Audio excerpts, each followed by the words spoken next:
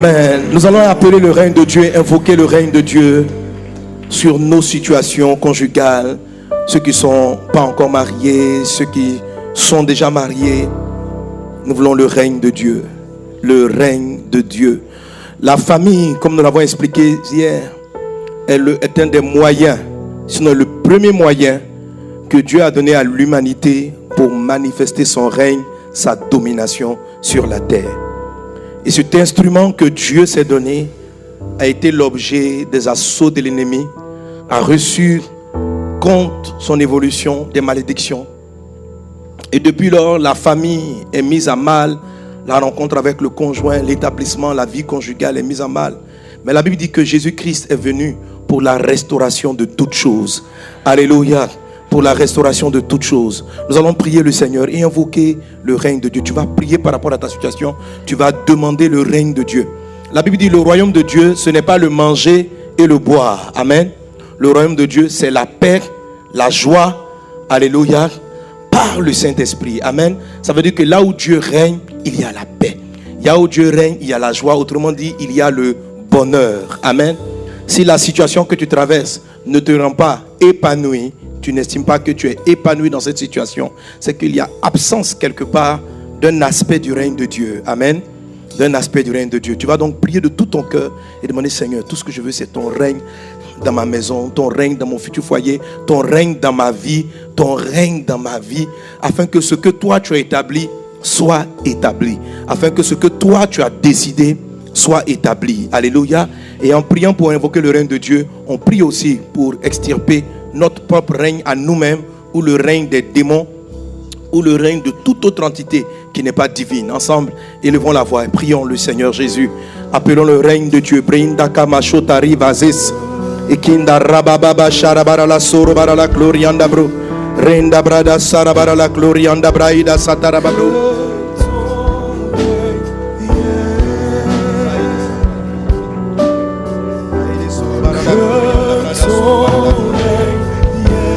Ronda brada sorobara la glorianda braida sarabara la glorianda. Ronda brada sorobara la canta rababa shi. Brianda brada sorobara la glorianda braida sotarababro. Raide glorianda brada sorobara la glorianda brai. Renda brada sarabara la conda rababosh. Brenda brada sorobara la glorianda braida serimara la co. Remba baba sharabara las. Que ton règne vienne dans nos foyers. Que ton règne vienne, Seigneur. Que ton règne vienne sur ma vie. Jésus, que ton règne vienne. Saint-Esprit, prends le contrôle de tout ce qui sera dit, de tout ce qui sera fait. Et pendant que ta parole est donnée, que les chaînes soient brisées, que les mentalités soient transformées, que les esprits impurs s'éloignent, que les captifs soient délivrés, et que ta paix, ta joie, ton bonheur, le sens des choses soient manifestés. Seigneur, toi qui as inspiré ce moment, saisis-toi de moi, saisis-toi de moi, mets les mots de ma bouche, remplis-moi de toi, afin que je parle, Seigneur Dieu, sous ta conduite, sous ton onction, animé de ta gloire, animé de ta puissance. Dispose le cœur de ton serviteur, de ta servante, ô Saint-Esprit, afin qu'il reçoive ta parole, afin qu'il reçoive ta parole. Brenda brada sorobara la glorianda braida shere maralake. Roba baba shara marala sotari babrede sorobara la ko. Raide sonara brada shere maralake. Raide glorianda brada sorobara la glorianda bra. Raide glorianda brada sorobara la glorianda bra. Raide glorianda brada sorobara la glo. Raide glorianda brada sorobara la glorianda bra. Reina brada sorobara la glorianda bra. Que ton règne vienne. Raide sorobara la glorianda braida shere mara la sotari babre. Reda braida saramara la glorianda bra.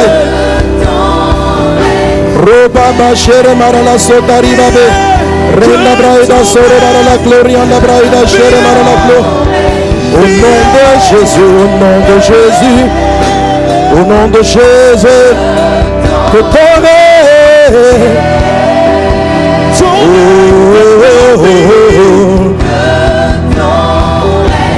Brenda brada sorobara la glorianda brada sarabara la glorianda bra.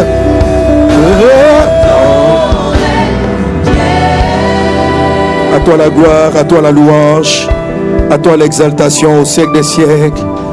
À toi, Seigneur Dieu. À toi la gloire. À toi la puissance. puissance, Seigneur Dieu. À toi la gloire, à jamais, Jésus, oh mon Dieu. À toi Le pouvoir, à toi la puissance, à toi la gloire, à jamais. Amen. Merci Seigneur Jésus, merci pour ta grâce. Amen. Amen. Quelqu'un donne un bon amen. Salue un voisin, salue une voisine. Bénis-la, bénis-le dans le nom de Jésus. Amen. Et nous voulons bénir le Seigneur pour les chantres, l'équipe worshipper.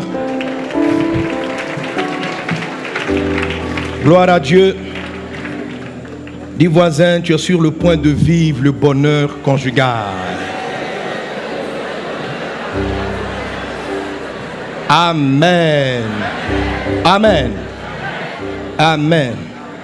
Ce thème concerne donc ceux qui ne sont pas encore mariés, ceux qui sont déjà mariés, ceux qui ont des enfants qui sont mariés à 50 ans, etc. Ce thème vous concerne. Amen. Bon, mon son n'est plus bon. Je vous ai félicité aujourd'hui et puis j'ai trop d'écho ici maintenant. Amen. Gloire à Dieu. C'est quoi le thème de notre rencontre? Vaincre les obstacles au bonheur conjugal. Alléluia. Le bonheur conjugal est constitué de combien d'éléments? De combien? Les 3 P du bonheur conjugal. C'est quoi le premier P? Non, vous connaissez votre leçon. Amen. Donc, on dit même, c'est même pas la peine d'offrir un cadeau, tout le monde maîtrise. Quand ça fait du mariage, vous maîtrisez les choses. Ok, donc le plan. Amen. Alléluia. Alléluia. Donc, lorsque la base de notre enseignement est basée sur le livre de la Genèse. Amen. La Bible dit que Adam et Ève étaient dans le jardin d'Éden. Le jardin d'Éden, c'est le jardin des délices. Ça veut dire c'est l'endroit du bonheur. Et Dieu les a mis là-bas avec un plan commun. Amen. Qui était d'installer son règne. Un plan commun. Il dit voilà, voici la terre que j'ai créée. Mais j'ai besoin d'un homme et d'une femme pour réaliser une destinée, une œuvre en particulier. Et en ce qui concerne Adam, de manière spécifique, Dieu va lui dire, voici le jardin d'Éden, il faut l'entretenir, il faut le garder, faire attention, il y a un arbre interdit, il ne faut pas toucher aux fruits qui est là-dessus. Et puis Dieu dit, il n'est pas bon que l'homme soit seul, je vais lui faire une aide. Donc, il y a d'abord un plan, alléluia, ça veut dire une feuille de route, amen. Un couple doit avoir une feuille de route. Amen. Donc, l'ennemi de ton couple va essayer de venir bien avant ton mariage ou pendant le mariage pour essayer de vous empêcher d'établir une feuille de route. Amen. C'est ce qu'on appelle le plan, la feuille de route. Et c'est les étapes de cette feuille de route-là, parce que vous êtes sur le chemin de la réalisation de cette feuille de route, que vous vous sentez heureux, en train de bâtir quelque chose, ensemble. Il n'y a pas de bonheur conjugal quand monsieur a sa propre route, madame a sa propre route. Amen. Si le premier P n'est pas réalisé, ça fait 2 visions différentes de la gestion du foyer. Ça fait 10 visions. Amen. Ok. Le deuxième P, c'est quoi? La paix. Alléluia. Ça va donc, ce P-là va regrouper l'harmonie dans la famille, l'harmonie, la cohésion, on s'entend, amen. Ce n'est pas une maison où on se bat tout le temps, parce qu'il y a des gens qui ont souvent la même vision, ils ont un même plan de route, ils ont le premier P, mais pour atteindre le premier P, ils doivent se blesser d'abord, s'insulter tous les jours, se parler mal, et puis après ils font la paix. Et donc, ça va pas. Un couple n'est pas heureux quand il n'y a pas le deuxième P, amen. Que Dieu t'accorde la paix dans ton foyer, dans ton futur foyer. Alléluia. Et lorsque l'ennemi vient essayer d'attaquer un foyer pour le priver du bonheur conjugal, il va créer des choses, même bien avant le mariage, pour créer des conditions de conflit chronique dans votre foyer, étant convaincu que si vous n'avez pas la paix, vous ne serez pas heureux et vous ne pourrez pas toucher votre destination. Et n'oubliez surtout pas que le bonheur dont il est question, le bonheur conjugal, est un élément qui vous accompagne, qui rend votre séjour agréable. Amen. Le bonheur et la grâce m'accompagneront tous les jours de la vie. Alléluia. Mais là, comme je suis en train de poser des questions, vous donnez toutes les réponses. Affichez au moins plan. On a fait le plan, la paix. Le 3, bon, ils ont déjà tout dit. Le troisième P, c'est lequel? Amen. Voilà, vous devez prospérer. Alléluia. Dans la notion de prospérité, j'entends aussi la productivité, c'est-à-dire avoir des enfants. Donc, quelquefois, un couple qui a une bonne vision, un couple qui s'entend. David dit, quand Dieu a créé Adam, il a dit, soyez féconds. Si vous n'arrivez pas à avoir des enfants, et il ne faut pas simplement les avoir, il faut les permettre de grandir, les élever. Amen. Tout ça, c'est dans la notion de prospérité. Alléluia. La prospérité, ce n'est pas seulement avoir l'argent. Amen. C'est avoir des choses. C'est avoir des choses et de les voir progresser. C'est par rapport à cela que Dieu dit à l'homme, sois fécond, multiplie, remplis. Amen. Donc il y a la multiplication, c'est ce qu'on appelle donc la prospérité. On a lu dans Deutéronome chapitre 30, verset 9, que quand Dieu multiplie les choses, c'est pour t'accorder aussi le bonheur. Alléluia. Alléluia. Gloire à Jésus. Amen. Si tu t'entends avec ton mari, vous vous entendez bien, vous avez une vision, mais que votre enfant ne grandit pas, il ne prospère pas, parce que la croissance est une prospérité même des cellules, il n'évolue pas, il ne grandit pas, vous allez voir que ça sera une situation ça peut être très inconfortable dans votre foyer. Donc il faut que les choses prospèrent, il faut que vos ressources aussi puissent prospérer. Le troisième P vous permet de fournir les ressources pour atteindre la vision. Que le troisième P soit sur ton foyer dans le nom de Jésus. Que vous soyez un couple prospère dans le nom de Jésus. Alléluia. Alléluia. Donnez un bon amen. Donnez un bon amen. Alors, ces trois P-là sont ceux-là que Satan va essayer d'attaquer. Et c'est ce qui va se passer dans le jardin d'Éden. La Bible dit que Ève a été séduite. Et tous les problèmes de l'humanité vont commencer à partir de la séduction, de l'arrivée dans le jardin d'un être bizarre, appelé ici donc le serpent. La Bible dit en 2 Corinthiens chapitre 11, verset 3, 2 Corinthiens 11, 3, 2 Corinthiens 11, 3. La Bible dit, on peut le lire ensemble, le 3. Toutefois, de même que le serpent séduisit Ève par sa ruse, je crains que vos pensées ne se corrompent et ne se détournent de la simplicité à l'égard de Christ. Voilà, donc la Bible dit que Ève a été séduite d'abord par le serpent, mais dans ses pensées. Donc l'attaque du serpent ici a consisté à amener Ève à penser à des choses auxquelles elle n'aurait pas dû penser ou attarder son esprit sur la pensée. À partir de cette pensée, il va lui donner donc une idée. La Bible dit qu'elle va regarder le fruit, elle va voir qu'il est bon à manger. Donc ses pensées ont été corrompues. C'est une idée qui est venue dans son esprit. Et ça va entraîner ce que vous savez. Elle va amener son mari à manger le fruit. Dieu ne sera pas content. Des paroles vont être déclarées. La malédiction donc, des familles et des foyers vont commencer à s'installer. Donc on parlera de malédictions demain. Des malédictions qui combattent le couple vont s'installer. Et Dieu va les chasser du bonheur, c'est-à-dire du jardin d'Éden qu'ils devaient cultiver, qu'ils devaient garder. Et Dieu va les chasser et il va avoir dans leurs enfants, au lieu que ce soit la prospérité au niveau des enfants, dans deux enfants, ils vont avoir un, Abel, qui est excellent, et puis un à côté, Caïn, qui est une source de problème, qui va aller jusqu'à tuer son propre frère. Quand vos enfants, un de vos enfants vient tuer un autre, franchement, quel drame dans votre foyer. Quel drame dans votre foyer. Voilà ce qui va se passer à cause de la séduction de l'ennemi. Est-ce qu'on est ensemble?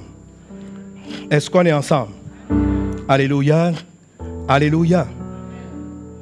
Et aujourd'hui, je vais m'attarder donc, comme je l'ai dit hier, sur les séductions. Et là, il est parlé du serpent. On dit que c'est le serpent qui a séduit Ève. Mais la Bible nous dit dans le livre d'Apocalypse chapitre 12, à partir du verset 7, la Bible nous dit que le serpent n'est pas le seul séducteur. Amen. La Bible nous parle d'autres séducteurs. Il dit, il eut guerre dans le ciel, Michel et ses anges combattirent contre le dragon et ses anges combattirent. On peut avancer? Mais ils ne furent pas les plus forts et leur place ne fut pas trouvée dans le ciel. Il fut précipité, le grand dragon, le serpent ancien, appelé le diable, et Satan, celui qui séduit toute la terre. Il fut précipité sur la terre et ses anges furent précipités avec lui. Alors notez là, celui qui séduit toute la terre. Tout à l'heure on a dit que c'est le serpent qui a séduit. Mais la Bible dit, il n'est pas la seule arme de séduction du malin. Lorsque nous faisons la prière du Notre Père, Jésus dit, Seigneur, garde-nous du malin. Dis avec moi, Seigneur, garde-moi du malin. Alléluia. L'apôtre Paul pouvait dire quelque part, nous n'ignorons pas ses desseins. Et mes amis, ne croyez pas que Adam n'était pas prévenu de l'existence d'un danger.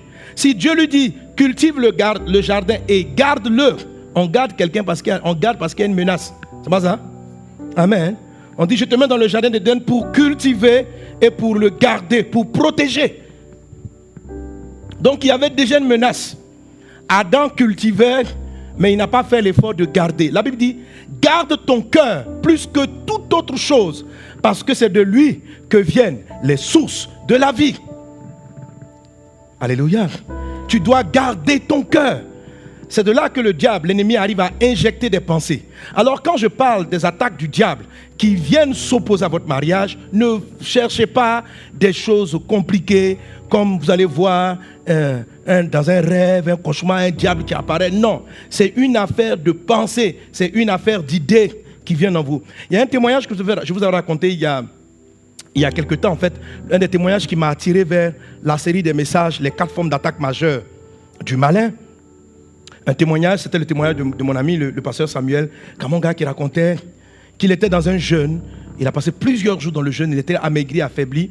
Et un jour, le Saint-Esprit l'a visité, le Seigneur l'a visité, le Seigneur lui dit, il va comme ça lui parler un peu de Satan. Il va lui dire, mais est-ce que vous parlez de Satan, est-ce que tu sais qui, tu l'as déjà vu? Dieu dit, je vais te montrer qui est Satan. Et le Seigneur ouvre les yeux et il voit un être chétif, petit, faible. Il dit, mais c'est lui Satan là, on peut le frapper tout de suite. Et Dieu l'Esprit lui dit, Satan, il n'a pas deux armes, il n'en a qu'une seule. Le mensonge. Il ment. Amen. La Bible dit que lorsqu'il ment, Jean chapitre 8, verset 44, lorsqu'il ment de son propre fond. Il est le menteur, il est le père du mensonge. Si Satan vient te voir et puis te dit bonjour, même si c'est la journée, il ment.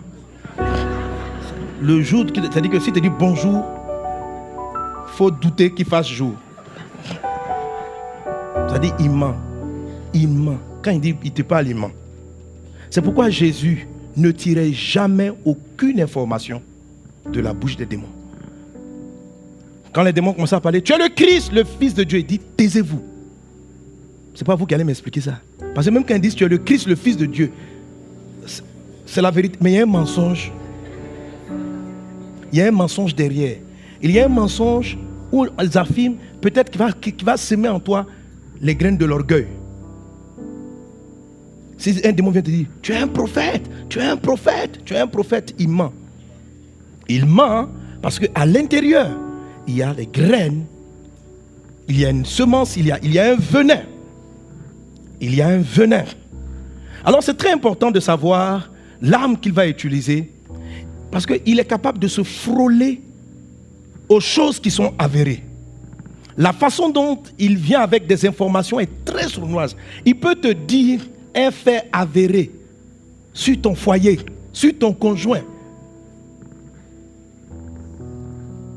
Mais le fait que ce soit lui qui donne l'information, ça va faire du mal à ta famille. Garde ton cœur. Garde ton cœur. Et depuis l'origine des choses, Satan s'est attaqué au gardien du jardin, au gardien du bonheur, à l'homme et à la femme. Mais aujourd'hui, dans le nom de Jésus, il est vaincu dans ta vie. Amen. Ce séminaire, je le tiens, pas parce que j'espère toucher tous les points, non. Mais je sais que la puissance du Saint-Esprit est là pour activer et pour produire dans ta vie. Amen.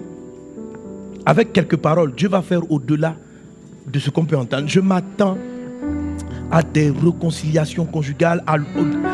je m'attends. C'est-à-dire, je ne compte même pas sur le fait que je finisse l'enseignement, mais je sens, et toute ma prière dans ce temps-là, Seigneur, répands une grâce de bonheur et de paix conjugale. Fais sortir des gens qui sont malades d'un célibat chronique, qui ne savent pas où partir. Révèle-toi à eux, au-delà de ce que je vais dire. Jésus a dit, j'ai encore beaucoup de choses à vous dire. Mais le Saint-Esprit vous enseignera toutes choses. Ce que je dis ce soir et demain, ce sont juste des semences. Mais le Saint-Esprit va s'appuyer sur ces paroles-là. Et il va aller, il va te l'expliquer, il va résoudre beaucoup de choses. Est simplement le cœur disposé à recevoir la parole de Dieu. Alléluia. Et le peu de semences qui est donné entraînera de grandes choses dans ta vie. Quelqu'un donne un bon amen. Quelqu'un donne un bon amen. Alléluia. Alléluia. Alors donc, la première séduction de Satan, ça a été contre la famille. Il a séduit un couple. Et je t'assure qu'il n'a pas changé. Amen. Là, ton voisin, il n'a pas changé. Alors, vous savez, généralement, la Bible donc parle de 4 formes d'attaques majeures. Comme je dis, il y a un livre qui en parle. Tout à l'heure, je ferai des dédicaces. Demain, j'en ferai. Et puis le dimanche, après le dernier culte du dimanche, je ferai un temps de dédicace. Amen. Chaque nom, chaque terme utilisé transporte le type de mensonge et le type de séduction que l'ennemi envoie contre la vie en général et ici en particulier, nous allons parler du foyer. Il a des attaques de l'ennemi qui commencent bien avant ton mariage. Satan détruit le bonheur conjugal avant même que tu sois marié. Si par exemple, il arrive à semer en toi des pensées qui t'amènent à être une personne irritable, ou une personne qui n'a pas de vision, qui ne sait pas où elle part dans la vie, il est évident que lorsque tu seras marié, ça sera une cause de trouble. Est-ce qu'on est ensemble? Donc les pièges du diable commencent bien avant. La première attaque, la Bible dit, c'est l'attaque du dragon. C'est l'attaque du dragon. On va voir rapidement qu'est-ce qu'il fait. On le connaît déjà, mais on va l'appliquer à la situation conjugale. Je vais diviser, je vais prendre ceci avant le mariage. Et avant le mariage, je vais toucher quand le dragon commence à polluer ou à souiller la conscience et l'esprit d'un homme. Quand il travaille, qu'est-ce qu'il fait avec les femmes? Comment est-ce qu'elles réagissent avant le mariage? Et si tu te reconnais, même étant marié, que tu as été victime de certaines souillures de Satan avant le mariage, je t'en prie par les compassions de Christ, nettoie ton être maintenant de ses pensées, parce que il a fait sa semence bien avant ton mariage, mais c'est en train de commencer, ça pollue ton couple, ou ça va finir par le polluer, et le bonheur que vous sentez après ces 3 premières années de mariage risque de ne pas arriver quand vous allez atteindre 10 ans de mariage. Il faut traiter à la source. Alléluia. Alléluia. Donc vous allez voir l'attaque du dragon, l'attaque du serpent qu'on a vu dans le jardin d'Éden, l'attaque de qui encore? Dis avec conviction, du diable, et l'attaque de Satan. Satan, il n'a pas une attaque précise. Le nom Satan, quand le diable utilise la notion Satan, ce n'est pas une attaque précise. C'est juste le fait de te faire croire qu'un mensonge est vrai. Ça, c'est le rôle de Satan. Le dragon, il te donne des informations pour détruire ton potentiel, pour détruire ta vision, pour détruire tes capacités, tout ce que Dieu te donne. Le but du dragon, c'est de voler les atouts que Dieu t'a donnés. Le but du serpent, c'est de te faire prendre une mauvaise voie, de te faire faire une mauvaise décision. Le but du diable, c'est... Parce que le diable, il a 2 têtes. Le nom diable, quand on utilise le nom diable signifie quoi? Calomniateur et accusateur. C'est le nom diablos. Donc dans le grec, diablos, ça signifie calomniateur. Donc la première et accusateur. Une des premières attaques du diable commence depuis l'enfance, où il travaille à accuser les gens, à les accuser. C'est quoi accuser une personne? C'est amener la personne à se sentir coupable de quelque chose. Il va te dire, tu es coupable de tant. C'est-à-dire, le travail du diable en tant qu'accusateur, c'est de te donner une mauvaise image de toi. C'est de te donner une mauvaise image de toi. Et quand il arrive à polluer l'image que tu as de toi, ça devient très compliqué. Très compliqué. Tu perds la confiance en toi-même. Tu ne sais même pas qui tu es. Or, la Bible dit, je lui ferai une aide qui soit son semblable. Avec ton conjoint, te ressemble. Maintenant, si toi-même tu ne sais pas à quoi tu ressembles, comment tu peux trouver celui qui t'est assorti? Alléluia. Alléluia. Nous allons balayer les semences du diable. Amen. Et Satan, par exemple, si le diable arrive à te faire croire que tu n'es pas intelligent, or tu l'es. Si le diable arrive à te dire tu n'es pas intelligent, c'est juste une information. Le rôle de Satan, c'est de prendre cette information et de t'amener à admettre que vraiment tu n'es pas intelligent. Et puis tu dis moi, et puis tu commences à parler. Moi les gars, moi je ne suis pas très intelligent. Vous savez, je ne suis pas très intelligent. Donc chaque fois que tu dis ça, tu paralyses ton esprit de réflexion et d'analyse. Donc il t'a menti que tu n'étais. Ça c'est le diable qui t'a menti que tu n'étais pas intelligent. Satan va te faire croire. Or quand vous croyez en un mensonge, vous donnez du pouvoir. Quand vous croyez dans la vérité, vous donnez du pouvoir à la vérité. La Bible dit à ceux qui ont reçu la parole et qui ont cru dans la parole, Jean chapitre 1 verset 12, elle a donné le pouvoir de devenir enfant de Dieu. Le diable dans l'attaque calomnie, si par exemple au début il sème dans ton cœur, ton mari là, André qui te trompe. L'histoire peut ne jamais t'arriver. On dirait qu'il te trompe. Et puis il sème. Pour un moment, tu as un soupçon. À partir du soupçon, il va se saisir de l'énergie du soupçon. Et il va commencer à créer un environnement très malsain jusqu'à t'amener à croire. Si tu crois au mensonge, tu vas donner le pouvoir d'envoyer l'adultère dans votre foyer. Mais au nom de Jésus, les mensonges du diable sont vaincus. Dans le nom de Jésus. Donc Satan, son travail, c'est de faire croire. Amen. Alléluia. Est-ce qu'on est ensemble? Est-ce qu'on est ensemble?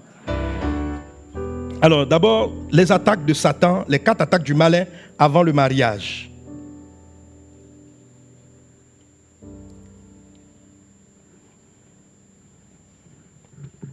Alors, avant le mariage,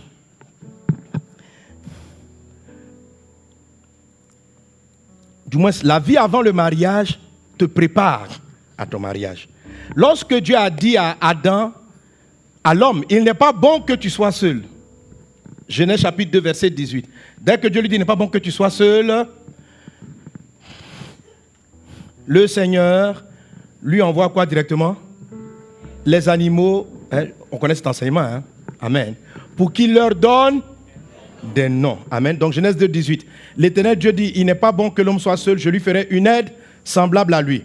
L'Éternel Dieu forma de la terre tous les animaux des champs. Donc quand Dieu a dit, il n'est pas bon d'être solitaire, d'être seul, la première des choses qu'il a fait, Dieu dit, tu dois te marier à Adam. Quand on dit qu'il n'est pas bon que tu sois seul, ça veut dire, Adam, je souhaite que tu te maries. Mais après le verset 18, Dieu n'a pas donné la femme. Après le verset 18, on est parti au verset 19. Et au verset 19, Ève n'apparaît pas, c'est plutôt des animaux de la forêt qui apparaissent. Amen. L'Éternel Dieu forma de la terre tous les animaux des champs et tous les oiseaux du ciel, et il les fit venir vers l'homme pour voir comment il les appellerait, et afin que toute tête vivante portât le nom que lui donnerait l'homme. Amen. On continue. Et l'homme donna des noms à tout le bétail et aux oiseaux du ciel et à tous les animaux des champs. Mais regardez ça. Mais pour l'homme, dis avec moi, mais pour l'homme, il ne trouva point d'être semblable à lui. Amen. Alors cette phrase-là, le point virgule, le mais pour l'homme, ce n'est pas Dieu qui a fait la remarque.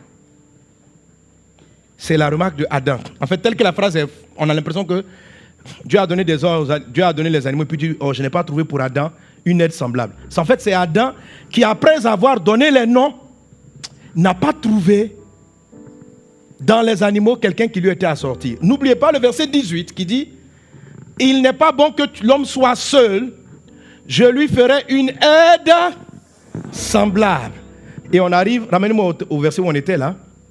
Et l'homme donna des noms à tous les bétails, mais il ne trouva point d'aide semblable. Je lui ferai une aide semblable, mais dans la nomination des animaux, il n'a pas trouvé d'aide semblable. Donc pendant que Adam était en train de donner des noms, dans la vérité, il était en train de chercher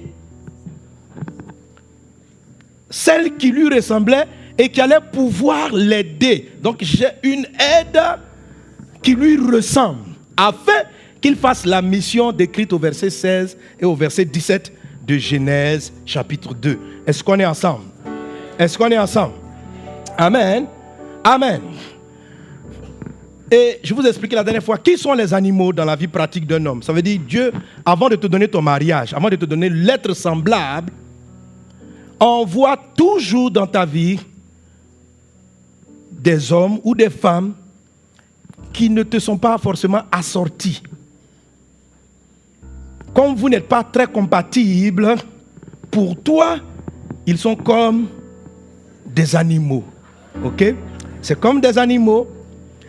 Et Dieu veut que tu leur donnes des noms. Donner des noms, ça veut dire apprendre à discerner, apprendre à reconnaître qui est bien, apprendre à reconnaître lui là, voilà ses qualités. Quand on dit donner des noms, c'est pas regarde toi, ton visage, tiens, je t'appelle Gasparette. Non, c'est pas ça, c'est quelque chose de plus profond. C'est quelque chose de, regarde sa manière d'être.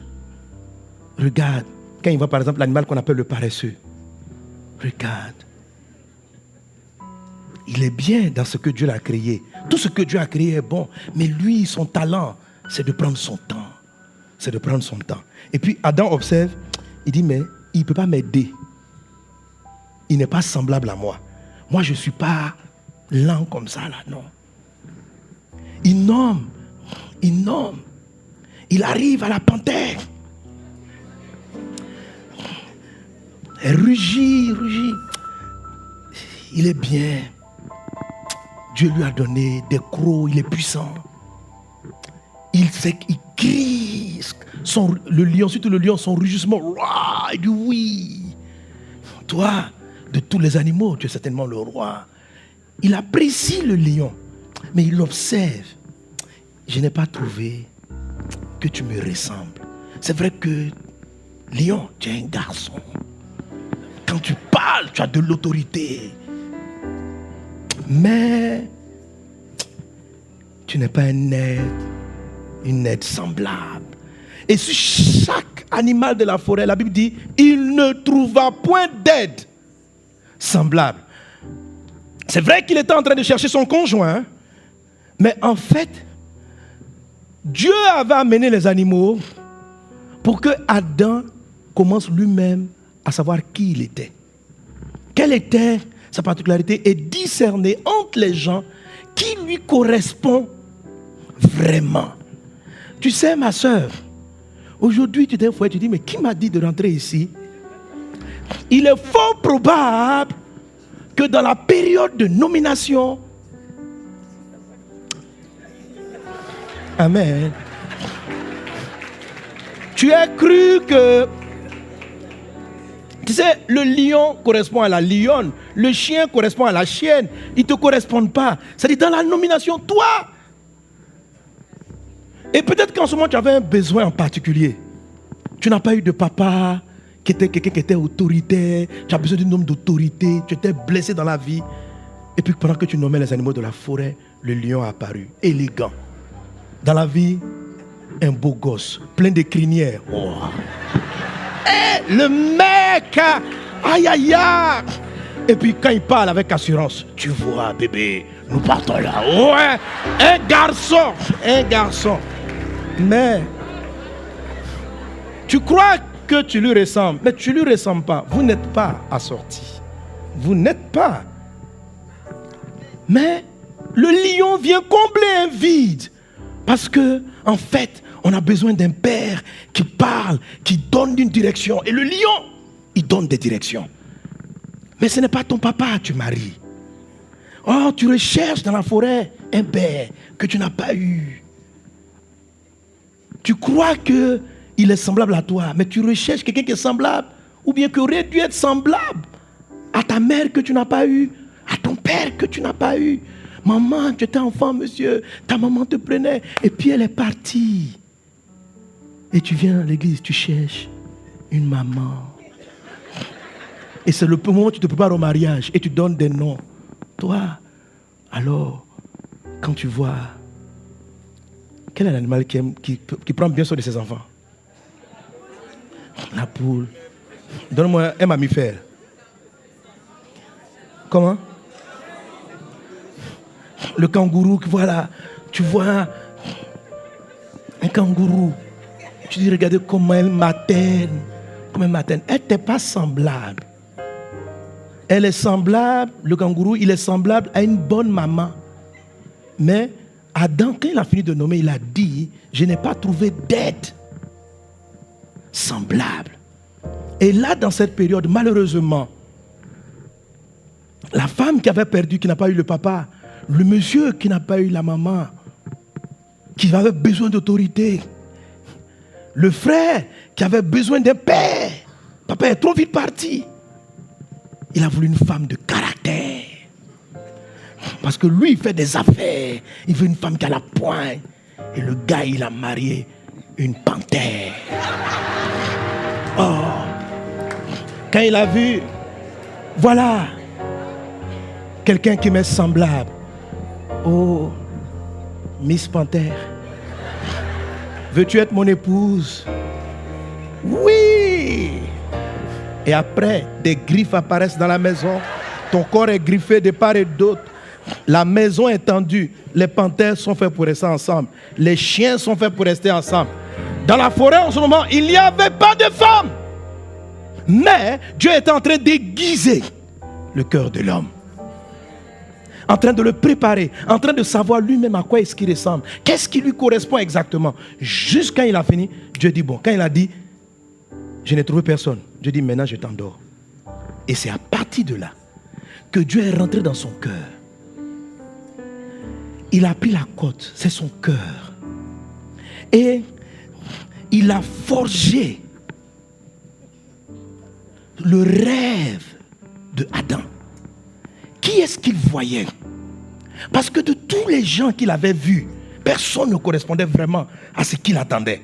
Et Dieu a vu, parce que donc, il a fini par bien dessiner ce qu'il veut. Tu sais, quelquefois, si tu n'as pas vu ce que tu ne veux pas, tu ne sais pas ce que tu veux. Et si tu vas trop vite vers ce que tu veux, tu ne sauras pas apprécier la valeur de ce que tu as. Le bon jugement et le fait que tu restes, pourquoi tu as fait ça? Pour que le jour où tu es ton mari, tu restes attaché. Quelquefois, tu ne sais pas que tu as trouvé même le meilleur mari. Mais comme tu n'as pas bien nommé les animaux, tu as l'impression qu'il y a meilleur que lui ailleurs. Or, c'est lui-là qui t'est réellement assorti. Mais tu ne sais même pas, parce que tu as voulu sauter la classe. Dieu, avant de te donner ton conjoint, et c'est là que Satan attaque, en corrompant beaucoup de choses. Le dragon, le diable vont pervertir ton identité, vont te faire prendre des mauvaises décisions, etc. De sorte qu'après, il soit très compliqué. Mais aujourd'hui, dans le nom de Jésus, quel que soit ce qui s'est passé, c'est de le Saint-Esprit là, non pas pour te culpabiliser, mais pour te guérir, pour te délivrer et pour restaurer toutes choses. Amen. Dis à ton voisin, on ne divorce pas. Alléluia. Mais si ton mari, ton conjoint est païen, Paul dit, et s'il s'en va, tu es libre. Voilà. Si tu as un gars qui te frappe, il ne veut pas comprendre, et puis il dit, demain je quitte la maison, laisse-le partir. Tu es libre. Mais on ne divorce pas. Mais tu le laisses partir. Voilà. Il ne faut pas rester dans un endroit où on va te tuer. Amen. Voilà. Alléluia. Voilà. Des fois, le mari veut te tuer. Là, tu dis, la Bible dit on ne divorce pas. Et puis tous les jours, il te donne un coup de poing. La Bible dit, non. Non. Lis 1 Corinthiens chapitre 7. L'apôtre Paul dit, Dieu nous a appelés à vivre dans la paix. Si quelqu'un est marié à un non-converti, et que le non-converti dit qu'il souhaite rester avec toi, il n'y a pas de problème. Mais s'il décide de partir, laisse-le partir. Dieu t'a appelé à vivre dans la paix.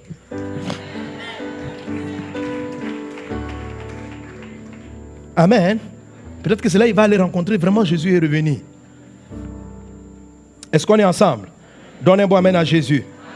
Donnez un bon amen à Jésus. Lorsqu'on attaque un homme avant son mariage, on détruit ses fondements. La Bible dit, dans le psaume 11, verset 3, quand les fondements sont renversés, le juste, que ferait-il? Le juste, que ferait-il? Si on a corrompu ton identité, on a corrompu les fondements, que ferait le juste? L'ennemi donc va essayer d'attaquer. Amen. Les quatre attaques vont essayer d'attaquer donc les fondements, les pensées intérieures, l'identité, la conscience, etc. Toutes les quatre attaques vont essayer de détruire cela avant le mariage. Alléluia. Et quand le diable t'attaque avant le mariage, voilà, c'est ce qu'on appelle les souillures. Amen. Ça représente la semence du Satan.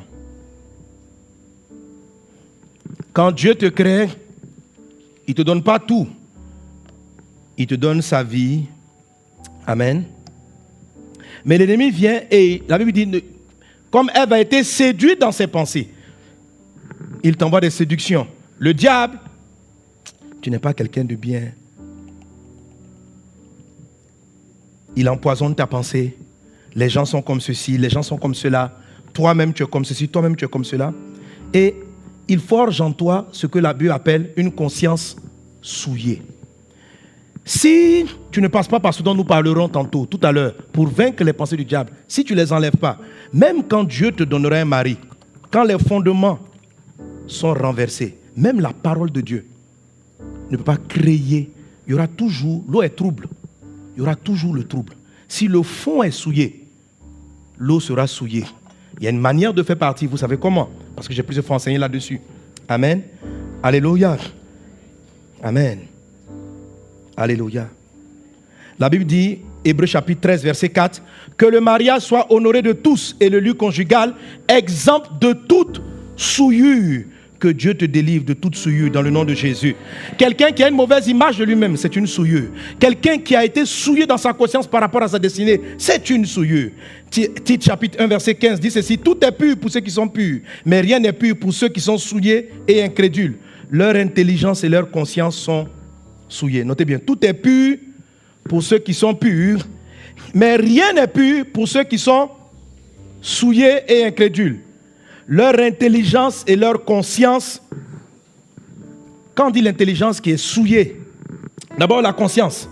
Une conscience souillée, ça veut dire quoi? Ça veut dire l'image que la conscience est l'image que tu as de toi et ton jugement de valeur. Quand quelqu'un dit à mon âme et conscience, ça veut dire de manière profonde. Voilà comment je juge les choses. Mais quand ta conscience est souillée, l'image même que tu as de toi est souillée. Donc même si on vient te dire tu es un champion, si tu n'enlèves pas la souillure, la Bible dit tout est pur pour ceux qui sont purs. Mais quand la conscience est souillée, tout devient souillé. Que Dieu te purifie aujourd'hui dans le nom de Jésus. Amen. Donc quand le dragon, le diable attaque, avant le mariage, c'est de souiller la conscience. La Bible dit que le lit conjugal soit exempt des souillures. Tu dois traiter avec la souillure. Si par exemple il arrivait à te souiller pour que tu deviennes quelqu'un d'irritable, à toi de savoir, est-ce que tu es devenu quelqu'un de coléreux après le mariage ou avant? Un homme qui est trop timide, qui a peur de manifester la vision que Dieu lui a donnée pour orienter son foyer, pour le premier P, le plan. Il est timide. Si tu es, par les chocs, les moqueries de tes amis à l'école, tu es devenu quelqu'un de renfermé, ça va toucher votre premier plan du bonheur, le premier P. Donc le problème de ton couple, ce n'est pas ta femme. Ce n'est pas l'obstacle à votre bonheur, ça ne vient pas de votre couple, ça vient des fondements. Avant que tu ne rencontres ta Ève, avant que Dieu ne t'endorme, il y avait une anomalie. Une anomalie qui pollue ton foyer jusqu'à présent. C'est vrai que toujours on va s'asseoir pour régler vos problèmes de couple actuels. Mais reconnais que tu n'es pas stable. Dans le foyer, tu es comme la guenon. Un homme, une femme, tu as marié un singe. Dans la forêt, tu as marié un singe. Ben, tu crois que tu ressembles au singe. Parce que tes parents t'ont tellement tu souffrais à la maison parce que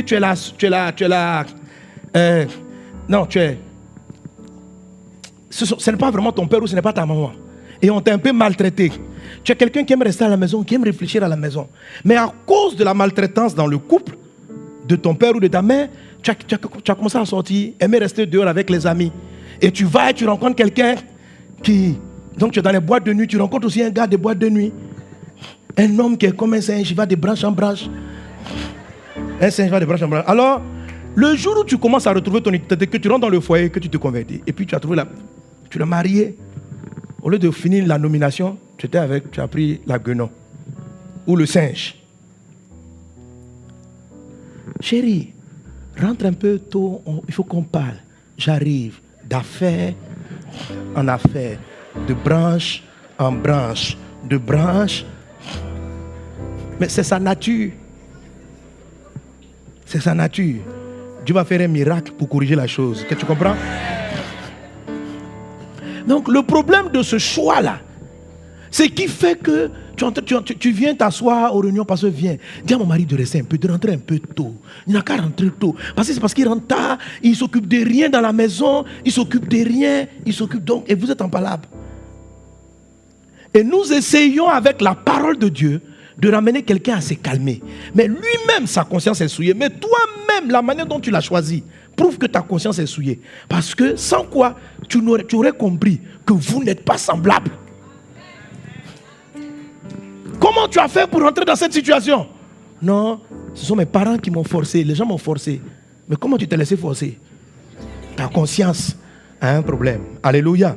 C'est pourquoi, quand les fondements sont renversés, même la justice a des problèmes. Il faut corriger les fondements. Et c'est ce que Dieu veut faire maintenant dans le nom de Jésus. Alors ce que je suis en train de dire, c'est de mettre un doigt sur les fondements qui ne sont pas corrects. Pas pour te condamner, mais pour que tu identifies le problème. Et le Seigneur Jésus est puissant pour briser cela dans le nom de Jésus. Mais si tu ne touches pas la souillure et que tu es en train toujours de régler des choses qui sont apparentes, sans régler le problème dans le fond, mais tu ne vas pas te marier. Ou tu ne seras jamais heureuse. Parce que tu ne touches pas le problème. Le véritable obstacle, il y a une semence impure qui est rentrée dans ton cœur que tu ne pointes pas du doigt et tu ne laisses pas Jésus aller traiter avec le problème. Tu es toujours en train d'accuser la sortie incessante de ton mari, en train d'accuser, il ne sait pas s'occuper de moi, il ne fait pas ceci, il ne fait pas cela. Tu as beaucoup d'explications. Mais peut-être que le problème date d'avant votre mariage. Que le Seigneur te guérisse dans le nom de Jésus. Amen. Alors donc, j'ai dit tantôt, il y a 4 séductions, 4 manières de souiller la conscience. Mais dans chacune des manières, il y en a beaucoup. Alors, le premier, c'est l'attaque du dragon. Dis avec moi le dragon. Le dragon. Alors, un modèle, un homme qui a été atteint par la semence du dragon, c'est l'apôtre Pierre. D'abord,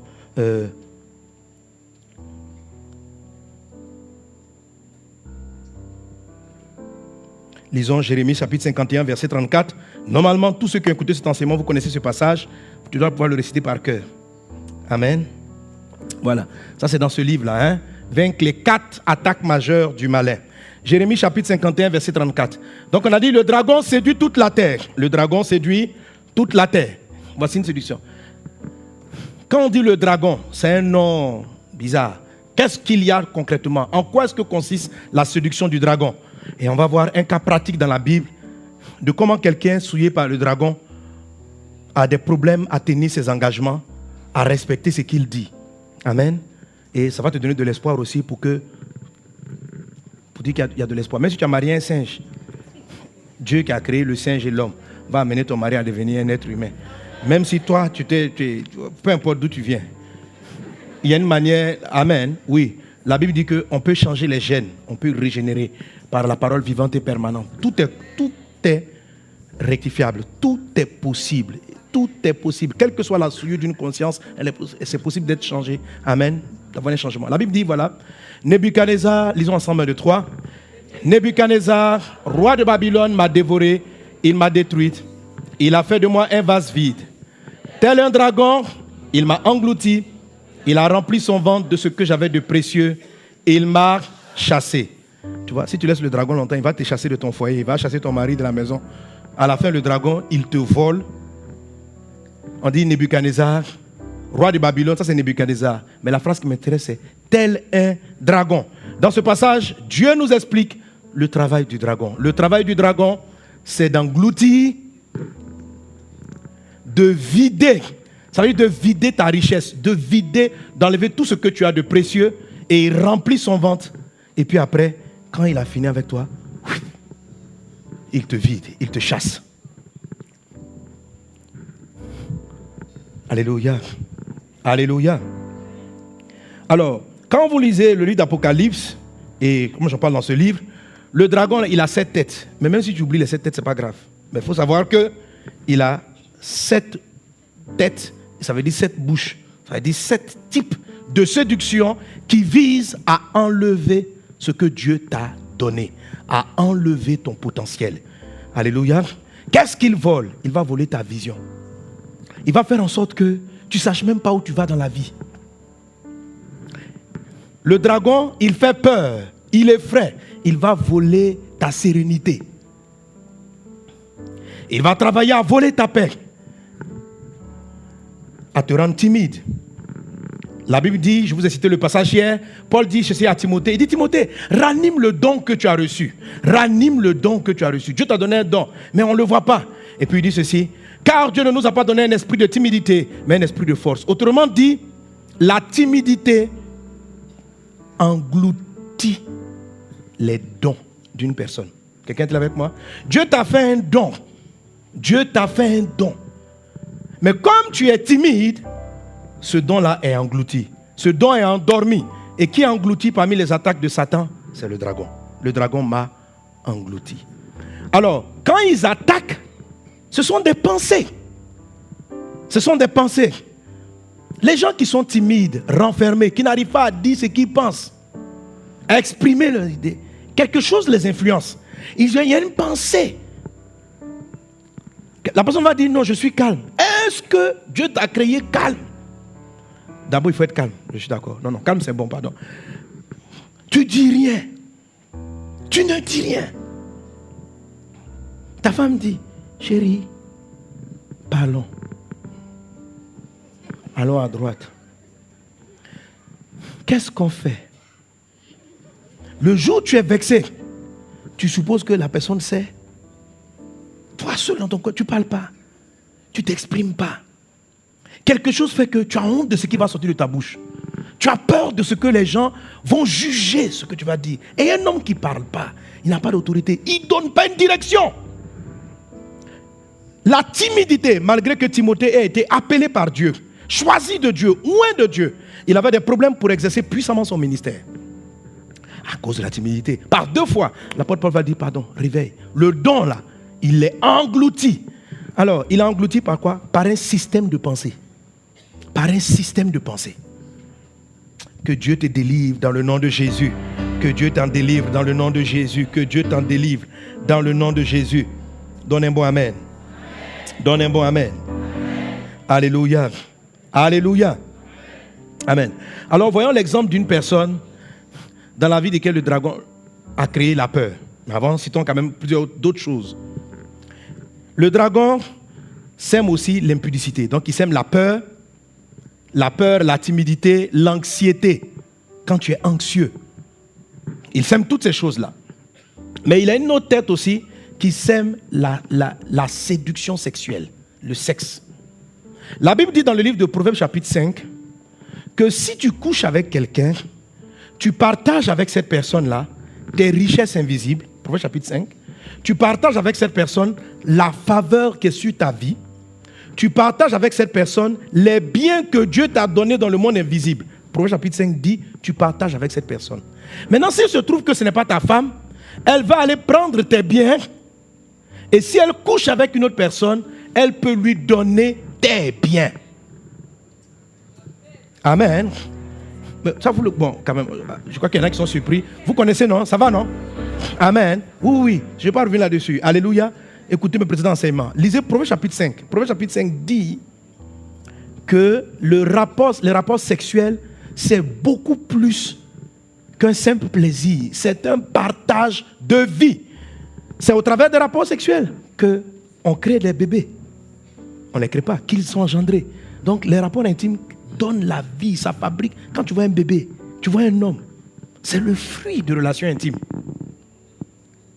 Alors même s'il n'y a pas d'enfant, qu'est-ce qui est partagé? Qu'est-ce qui est échangé? Quand tu regardes le fils qui est né, il te ressemble. Il a une partie de tes yeux. Il a une partie de ton nez. Il a pris ça chez toi. Donc ne pense pas que même s'il n'y a pas d'enfant, la même semence est partie. Ton intelligence s'en va. Il y a une partie qui va. Alors comme c'est ton conjoint, vous combinez et ça donne des résultats. Mais quand ce n'est pas ton conjoint, qui récupère une partie de ton état, de ton identité, de ta vision, de ton héritage, et qui part avoir des rapports avec une autre personne. C'est pourquoi dans ce passage de Proverbes chapitre 5, il est dit, il y a des étrangers qui se réjouissent avec tes propres biens. Vous savez, il y a des gens, il y a des villas que tu vois à Abidjan ici, elles auraient dû être ta maison. Mais le jour où tu es parti dormir avec Gasparino, il n'a pas fait exprès, tu n'as pas fait exprès, Mais il t'a sucé. Il a récupéré quelque chose. Toi aussi, tu as pris quelque chose de chez lui.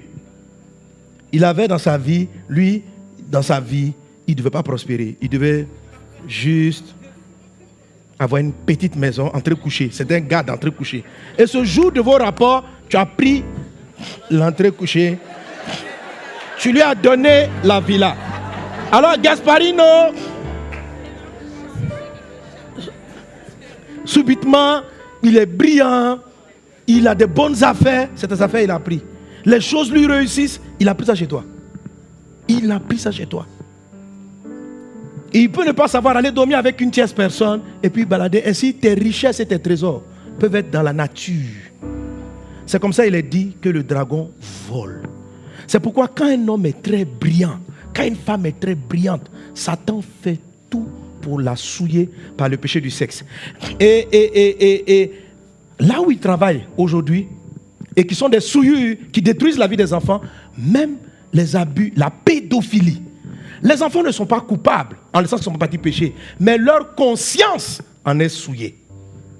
Ça te traumatise.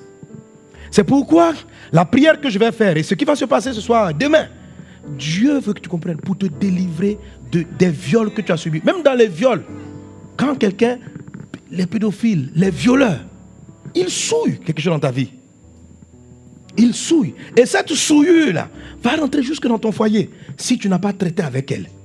Normalement, lorsque vous croyez en Jésus, Jésus vous pardonne de tout péché et son sang vous purifie de toute souillure. Ça, c'est ce qui se produit à la croix. Amen. Mais comme je l'ai enseigné dimanche avec les malédictions, si toi-même tu ne pardonnes pas ton passé, ça va te rattraper. Jésus t'a pardonné. Mais est-ce que toi, tu as pardonné à cet oncle qui t'a violé? Comment je sais que tu n'as pas pardonné? Tu n'en parles jamais. Si vous avez honte de parler des drames que vous avez vécus dans votre enfance, je vous assure, ça va polluer votre couple.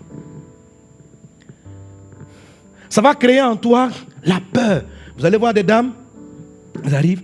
Pourquoi elles n'aiment pas avoir des rapports avec leur mari? C'est à cause d'un abus. Le mari vient, chérie, bisous.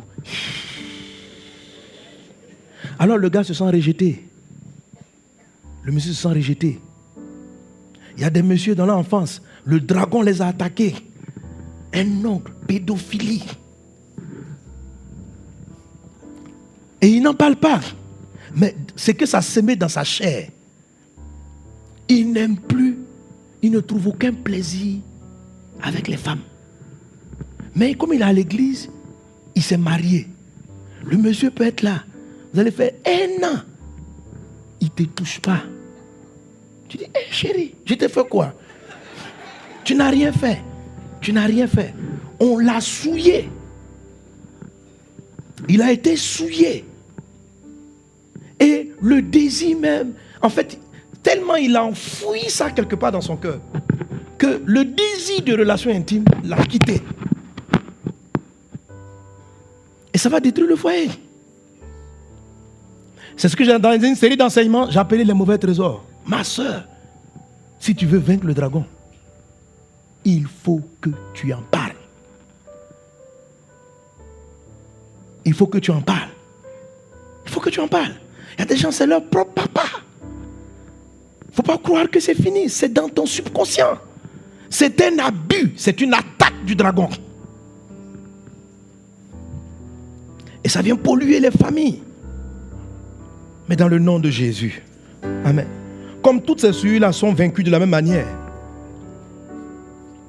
je vais globaliser la solution. Est-ce qu'on est ensemble? Est-ce qu'on est ensemble? Amen. Donc le dragon souille par les péchés du sexe. Il souille. Je dis, ce sont des idées. L'apôtre Pierre est venu voir Jésus. Il dit, tu es le Christ. Pardon, il dit, ne dis pas que tu vas aller à la croix. Matthieu chapitre 16, verset 24. Jésus dit, arrière de moi, Satan. Donc Satan peut te parler par la bouche de tes meilleurs amis. Satan peut te parler même par la bouche de tes parents. Comme moi je vous l'ai dit, la plupart, chaque fois quand j'étais petit, parce que j'avais des anomalies physiques, et puis, les gens riaient. Oh, avec tes pieds tordus, avec tes pieds tordus. Oh, tout ce qui me parlait là, c'était la voix que j'entendais. C'était le diable, mais c'était le dragon. Satan parle par la bouche des gens. Tu vas voir un diable apparaître avec 3 cornes. Non, il te cause, il te parle. Mais un enfant ne sait pas. Et il commence à avoir à ne plus avoir confiance en lui. Je ne suis pas quelqu'un de timide. J'ai de l'audace, j'ai du courage, j'aime oser des choses. Mais si je n'avais pas vidé ce traumatisme de mon enfance, on ne serait jamais allé en Haïti. On n'allait jamais faire une Centrafrique. Parce que je n'avais plus confiance. Je n'avais pas confiance en moi. Donc chaque fois, tu es maladroit, tu casses tout dans la maison, tu casses tout dans la maison, tu casses tout dans la maison. Ça fait quoi? Que j'ai même peur de décider fermement. Quand ma femme vient me voir et dit, mais chérie, quel est le plan pour les enfants? Je n'en ai pas, parce que j'ai peur de me tromper. Je dis, oh, si je les envoie à gauche, et si à gauche ce n'est pas bien, je ne vais pas dire qu'ils vont à gauche. Je vais attendre. Je suis devenu timide dans mes choix d'avenir, timide dans mes décisions.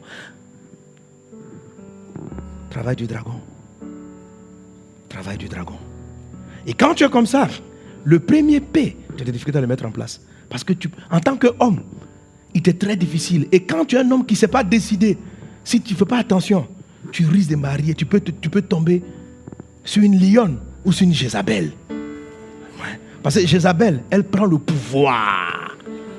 Elle décide. Donc il y a des hommes qui sont mariés avec des Jézas. Des Jézabel, oui. Dans la forêt. Tu as pris une Jézabel parce que tu ne sais pas. C'est là, donc elle prend. On fait les affaires ici. Investis là. Oui, chérie. Quand vous êtes à derrière, tu sens que c'est elle qui gère. Il y a plusieurs catégories. Il y a les petits Jézas, moitié Jézas, dangereux. Il y a Jézas reine, la reine même.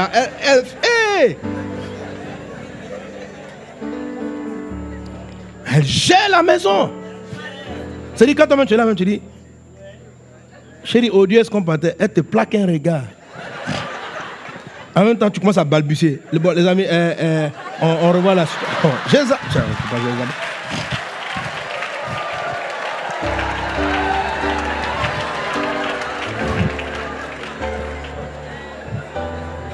Tu n'as plus de poing, tu n'es plus l'homme. Tu ne peux pas parler, tu ne peux pas parler. Tu ne peux pas parler, tu n'as pas de décision. Maintenant, le jour où tu prends ta révolte, c'est une collaboration. Maintenant, ça dit que, et quand les hommes sont dominables, quand ils ont été jézabélisés, il y a des hommes maintenant qui passent après à la révolte. Ils vont à l'autre extrême. Dans la maison, c'est moi le chef. Mais pourquoi tu cries? Je suis le chef. C'est parce que toi-même, tu ne sais pas. Tu sais, quand tu as non, le dragon t'enlève l'assurance. Quand tu as de l'assurance, tu n'as pas besoin de crier Jésus là. La Bible dit, les gens constataient son assurance et son autorité. Il n'était pas là tous les jours. Sachez, hein, c'est moi je suis le fils de Dieu. À qui tu parles? Est-ce que tu sais que je suis... Non. Il dit pas ça. Je vous assure, un homme qui est toujours besoin d'affirmer, c'est moi qui porte la culotte. C'est moi. Je vous dis, il a été dragonisé. Non, sérieux. Sérieux. L'autorité est très simple. L'autorité est très simple. L'autorité, tu ne cries pas. L'autorité, tu ne cries pas. C'est comme si tu es revêtu. Le policier, il ne fait pas beaucoup d'efforts. Il arrête la voiture un peu. Puis tu vois, et puis il cause. Il ne crie pas. Je suis un policier. Venez voir. J'ai fini mon école de police. Est-ce que tu sais? Dans la voiture. Non. Mais tu veux te persuader que...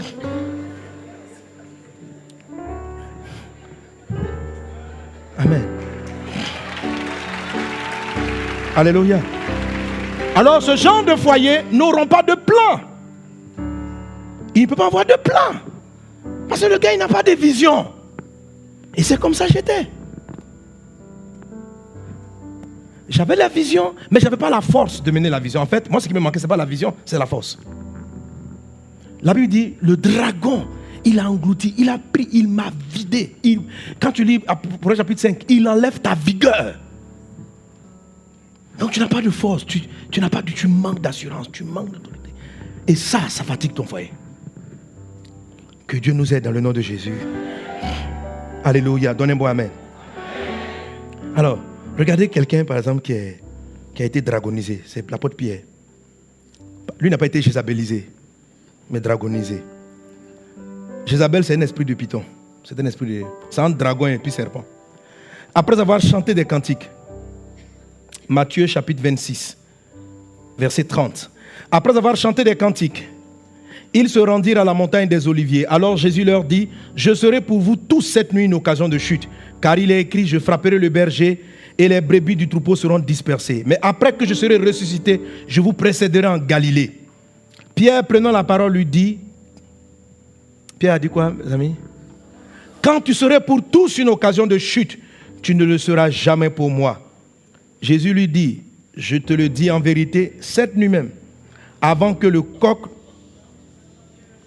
tu me réuniras 3 fois. Pierre lui répondit, quand il faudrait mourir avec toi, je ne te réunirai pas. Et tous les disciples dirent la même chose. Maintenant, on saute au verset 69. Matthieu 26, toujours verset 69. Là, comme si vous avez la version... je ne sais plus quelle version. La version Semeur ou Darby, je crois, Darby. Il est dit...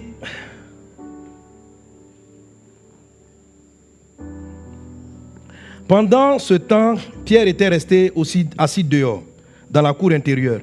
Une servante s'approchait et lui dit, toi aussi, tu étais avec Jésus le Galiléen. Mais Pierre le nia en disant, devant tout le monde, je ne vois pas ce que tu veux dire. Comme il se dirigeait vers le porche pour sortir, une autre servante l'aperçut et dit à ceux qui étaient là, en voilà un qui était avec ce Jésus de Nazareth. Il le nia de nouveau et il jura, je ne connais pas cet homme. Verset 73. Après un petit moment, ceux qui se tenaient dans la cour s'approchaient de Pierre et lui dirent, c'est sûr, toi aussi tu fais partie de ces gens. C'est évident. Il suffit d'entendre ton accent. Verset 74. Alors Pierre se mit à dire, je le jure. Maintenant, en fait, dans cette version, ça m'intéresse. Dans le second, on dit, il a fait des imprécations. Mais imprécation, ça veut dire se maudire. Ça veut dire, il dit, voilà la phrase, il dit, je le jure, et que je sois maudit. Si ce n'est pas vrai, je ne connais pas cet homme. Et aussitôt un coq chanta. Alors Pierre se souvient de ce que Jésus lui avait dit, avant que le coq chante, tu m'auras renié 3 fois. Il se glissa dehors et se mit à pleurer amèrement. Vous voyez ça? Pierre avait un problème qui était très profond. Il n'était pas constant dans ses choix. Il était sincère, mais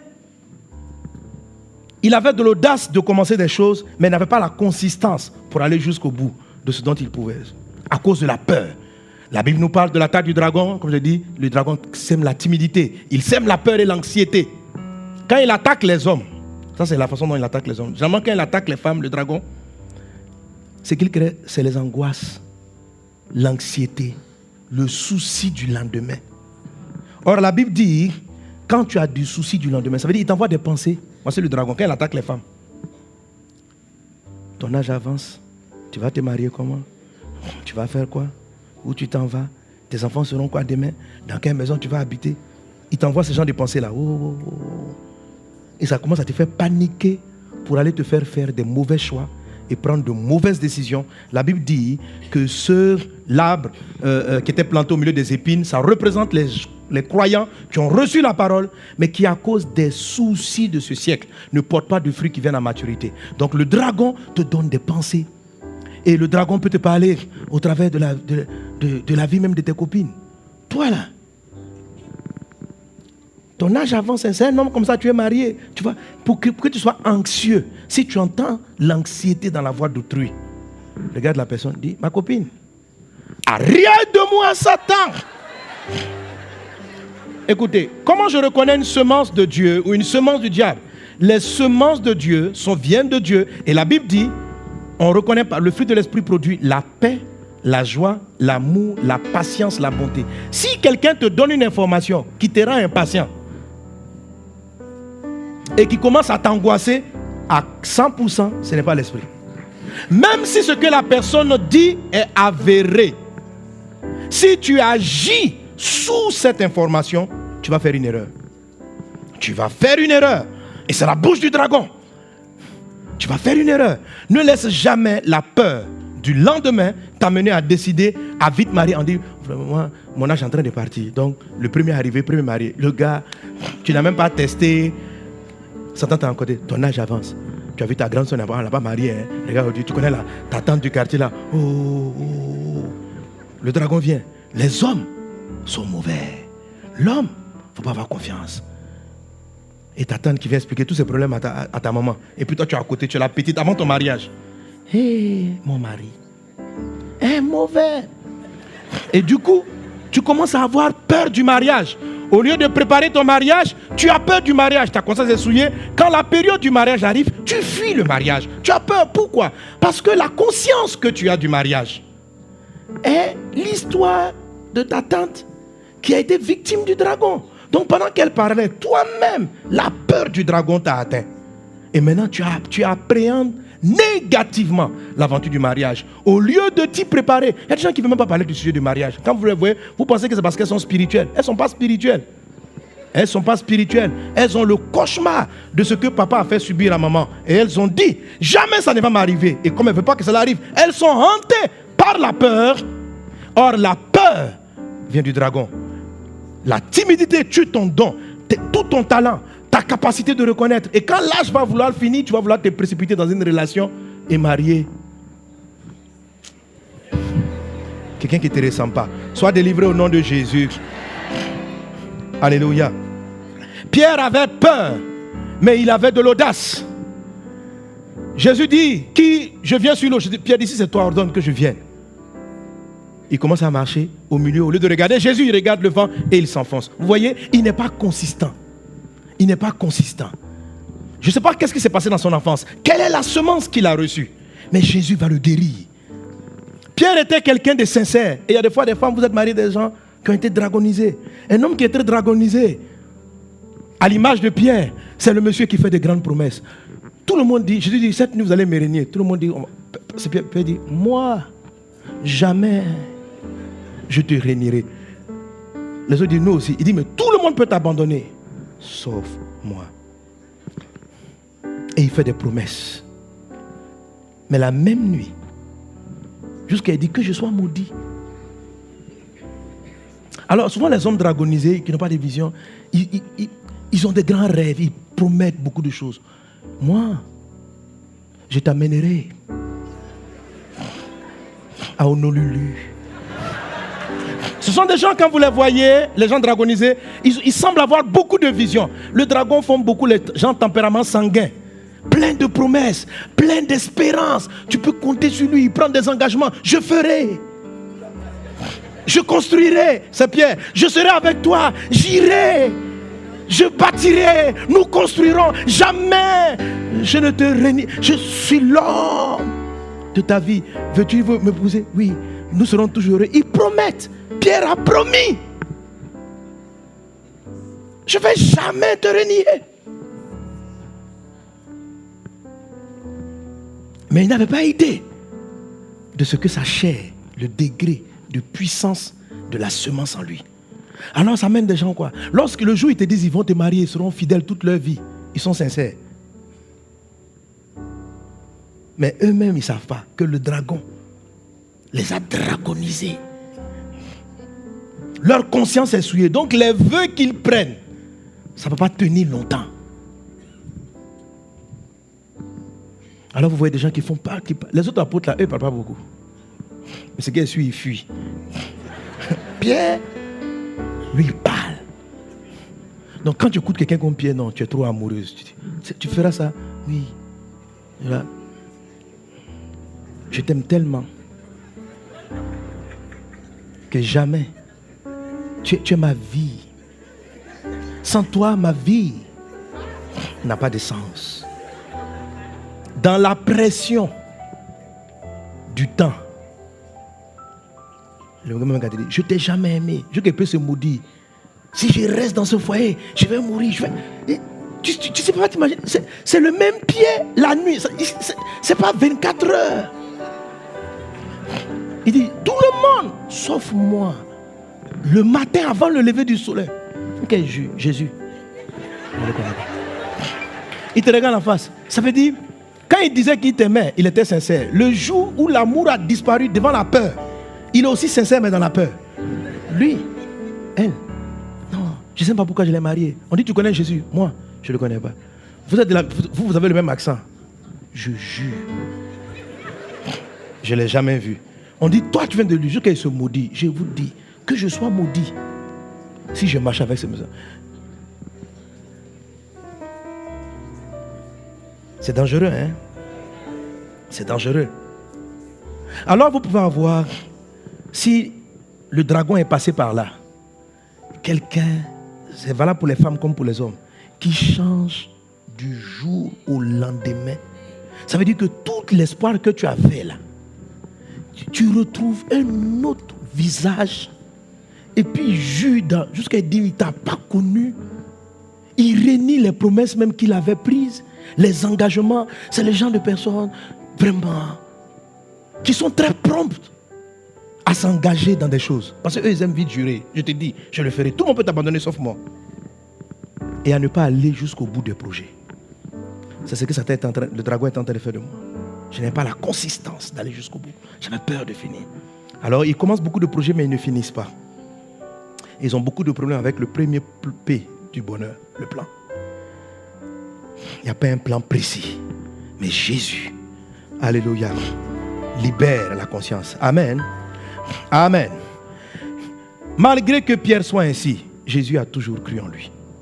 Je ne sais pas quel est ton mari ou bien qu'est-ce que la femme, ta femme ou ton conjoint est. Mais je sais que, tel que tu raisonnes, si tu étais à la place de Jésus, entendant ce que Pierre est en train de dire, tu n'aurais pas pu lui confier l'église après. Pierre, tu as entendu ce que tu as dit?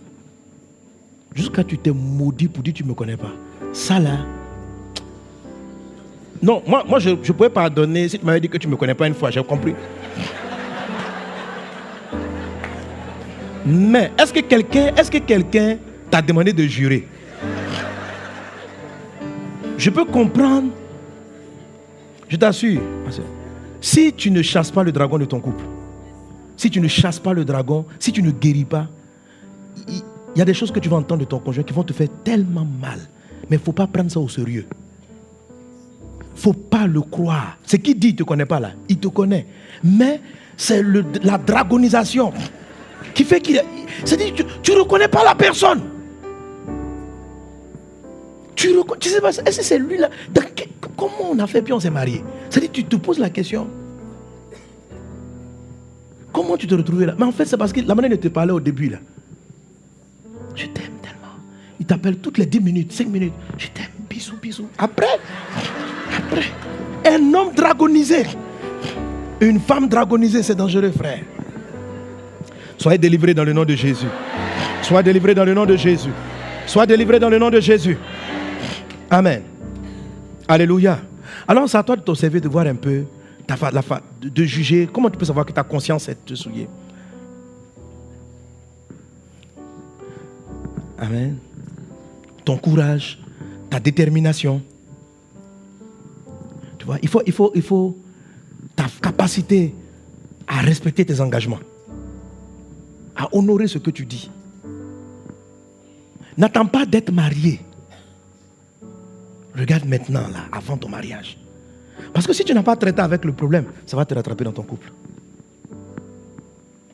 Est-ce que tu n'es pas le gars qui dit, frère, demain, on dit qui va balayer le temple? C'est moi, j'arrive. Et puis, on ne te voit pas, et puis après on t'appelle. Où tu étais? Non, tu m'excuses. En venant, tu es un gars dragonisé. Si tu rentres dans le mariage comme ça, cette légèreté de parole, tu vas l'appliquer. Ça veut dire que ta parole n'a pas de sens. Donc le oui que tu dis devant le maire, ça n'a pas de poids. Veux-tu rester fidèle jusqu'au jour que Jésus revienne? Oui! Oui! Jésus n'est même pas sur la route de revenir. Un an après votre mariage, je ne sais pas comment j'ai fait pour entrer dans ce foyer. Pourtant, tu étais prêt à sacrifier ta vie pour la personne. Pourquoi tu changes comme ça? Mais tu n'as pas commencé à changer le jour où tu t'es marié avec elle. Observe ce qui se passe avant. Observe tes relations avec tes amis. Tu gardes combien d'amitié? Pendant combien de temps? Tu as combien d'amis? Quelqu'un qui a des difficultés à s'entendre avec qui que ce soit. Tu es toujours dans ton coin. Tu as même on dit donne des animaux dans la forêt, tu ne peux pas nommer. Donne-leur des noms, tu ne veux pas. Si je veux que je me marie, là, quand on voit, puis tu ne cultives rien. Tu ne fréquentes personne. Tu es quelqu'un d'isolé. Dans le mariage, tu serais isolé. Dans le mariage, tu serais isolé. L'anxiété, la timidité. Amen, des soeurs, des frères. Vous arrivez au culte. Ils sont là dans leur coin. Ils pensent à des choses dans l'église. Ils ont envie de faire, mais ils ne font pas. Mais ce qu'ils veulent, c'est se marier. Tu sais que ça va te créer un problème dans le mariage. Il ne faut pas croire que l'affaire est finie. Cette semence-là va souiller ton couple. Ça va t'empêcher d'avoir le bonheur. Pourquoi tu ne rentres pas dans la chorale? Parce que tu as peur d'être vexé.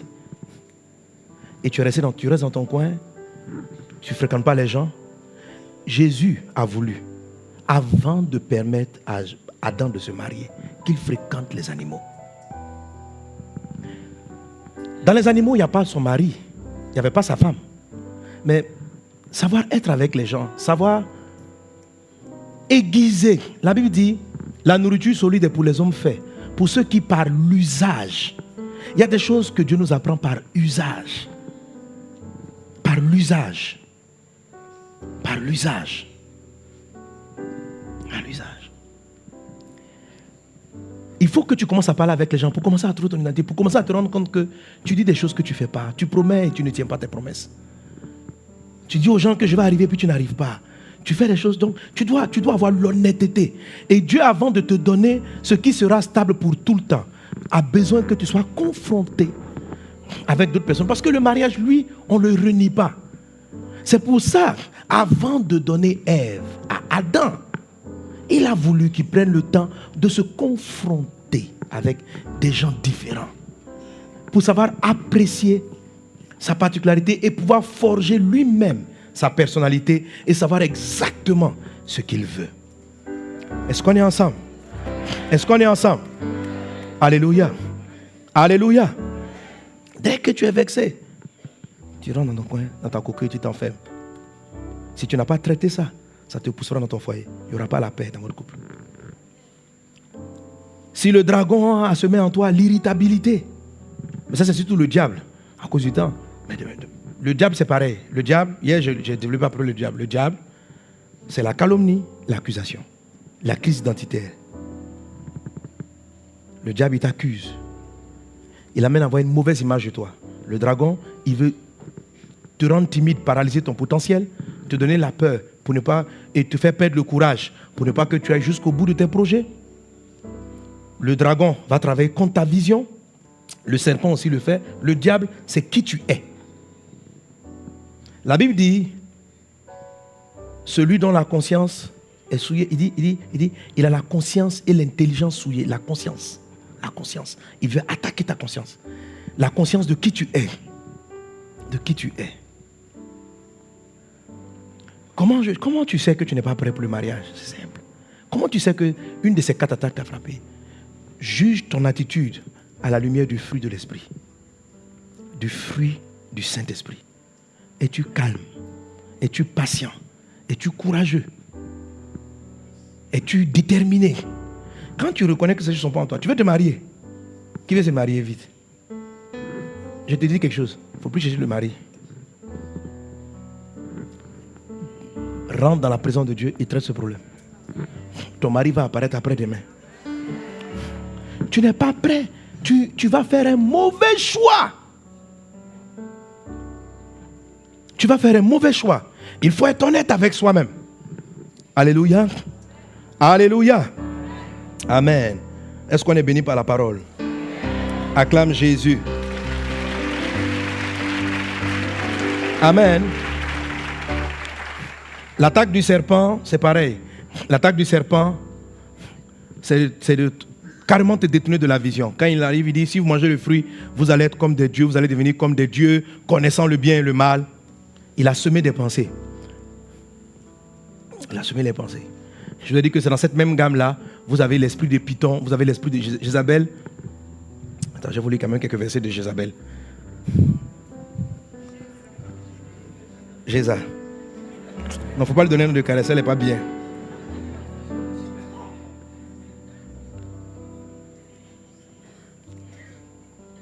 Bon.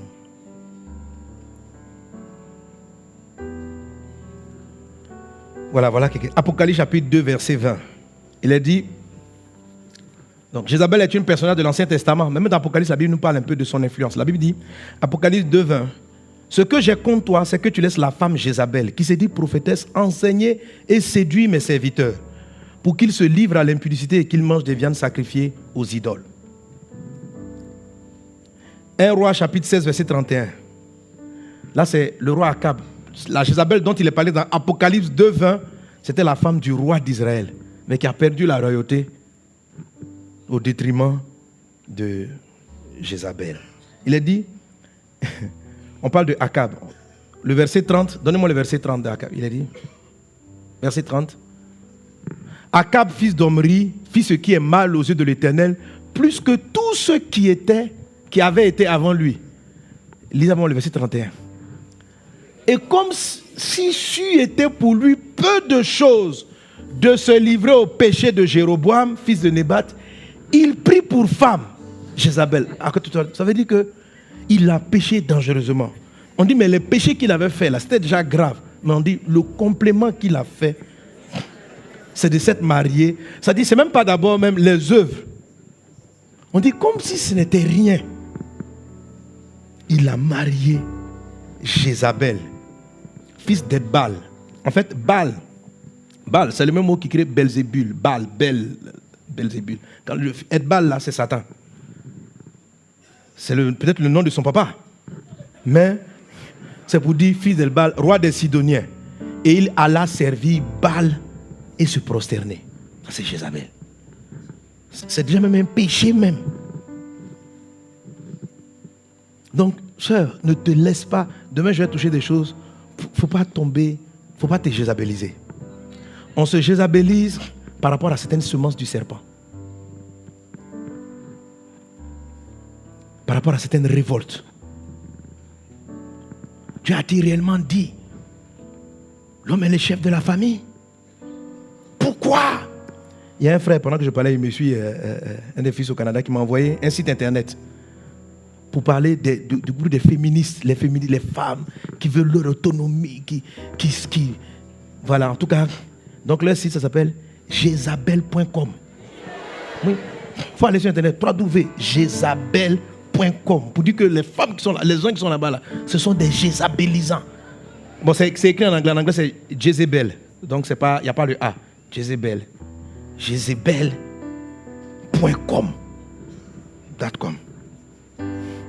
Ça veut dire qu'ils ont vu l'esprit de Jézabel. Ils disent, nous, là, nous voulons être. Il ne faut pas appeler ta fille Jézabel.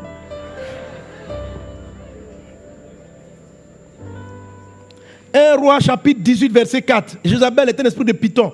Jézabel tue le prophétique dans ta vie. Elle tue la vision. Elle empêche un roi de régner. 1 Roi 18 verset 4. Et lorsque Jézabel extermina les prophètes de l'Éternel, Abdias prit 100 prophètes qu'il cacha 50 par 50 dans une caverne et il les avait nourris. Elle a exterminé la voix de Dieu, les prophètes. 1 Roi 19.1, Akab rapporta à Jézabel tout ce qu'avait fait Élie et comment il avait tué par l'épée tous les prophètes. Jézabel envoyait un messager à Élie pour lui dire que les dieux me traitent dans toute leur rigueur. Si demain, à cette heure, je ne fais pas de ta vie ce que tu as fait de la vie de chacun d'eux. Même quand Élie a entendu, il a fui. Jézabel. Pourtant, Élie, il ne faut pas jouer avec lui. Et lui, il y a des gens qui sont venus l'arrêter pour dire, Akab nous dit de venir t'attraper. Il dit, si je suis prophète de Dieu, le feu. Jézabel, l'esprit de Jézabel est un esprit de révolte contre les principes de Dieu. Jézabel n'est pas d'accord. Pourquoi l'homme est le chef de la famille? Parce que pour elle, en fait, Jézabel n'a pas compris ce que Jésus a voulu dire. Elle a l'impression que ce mot-là, que la Bible est en train de vouloir dire que l'homme doit abuser des femmes. L'homme et la femme sont égaux, disent les Saintes Écritures. Dans une équipe de football, il y a un capitaine et des joueurs. Est-ce que le capitaine est supérieur? Ça n'a rien à voir. Prendre un chef, ça n'a rien à voir avec un être supérieur et un être inférieur. La Bible dit, dans le Seigneur, l'homme et la femme sont égaux. C'est juste une affaire de rôle, d'organisation. Dans toute entreprise, il faut un directeur. Mais ce n'est pas dit qu'il est supérieur aux gens.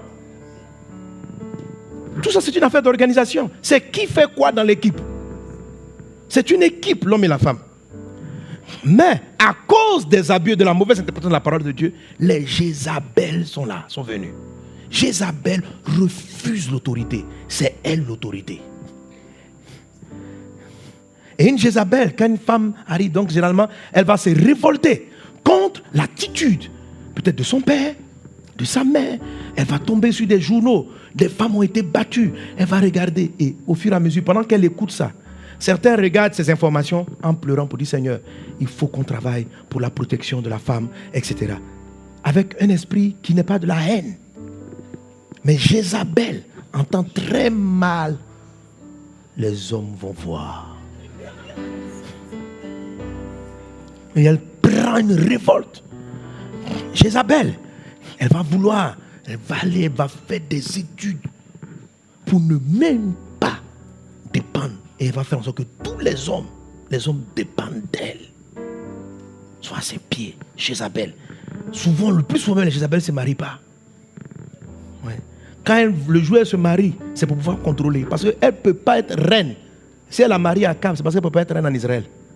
Sans avoir épousé le roi. Donc elle a tout fait. En tout cas, pour que le monsieur là la prenne. Et elle est venue amener son règne à elle en Israël. Et maintenant, elle a commandé le pays. Le monsieur vient, il pleure. Quand Naboth lui dit, je ne te donne pas mon champ.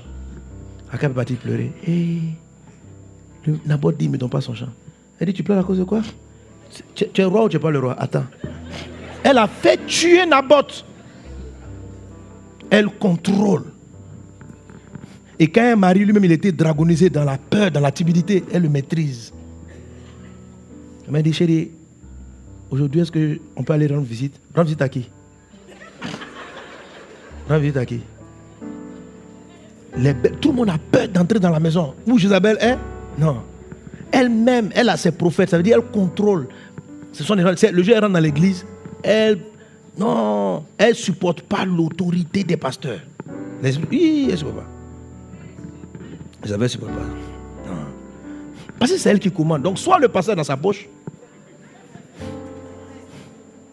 soit elle quitte l'église. Soit le pasteur a ses petits soins. Il n'a qu'à venir à la maison, prier pour elle. Le pasteur n'a qu'à son pasteur à domicile. Et puis elle lui donne une offrande. Elle peut par humilité l'appeler papa. Mais elle veut le contrôler. Elle est réveillée à 3 heures. J'ai une vision. Et puis aussi, le pasteur aussi est là maintenant. C'est comme ça, on dit elle a exterminé les prophètes de Baal, de Dieu. Elle a fini avec les... Donc les prophètes même sont à sa solde. Jézabel, vaincue au nom de Jésus. Donc ma soeur, il ne faut pas te jézabéliser. Ne laisse pas le serpent perturber la vision. Tu vas détruire la vie du couple. La gestion familiale est équilibrée. Alléluia. L'homme a un rôle, la femme aussi a un rôle. Par rapport aux choses que je t'ai dites hier. Que Dieu te bénisse abondamment.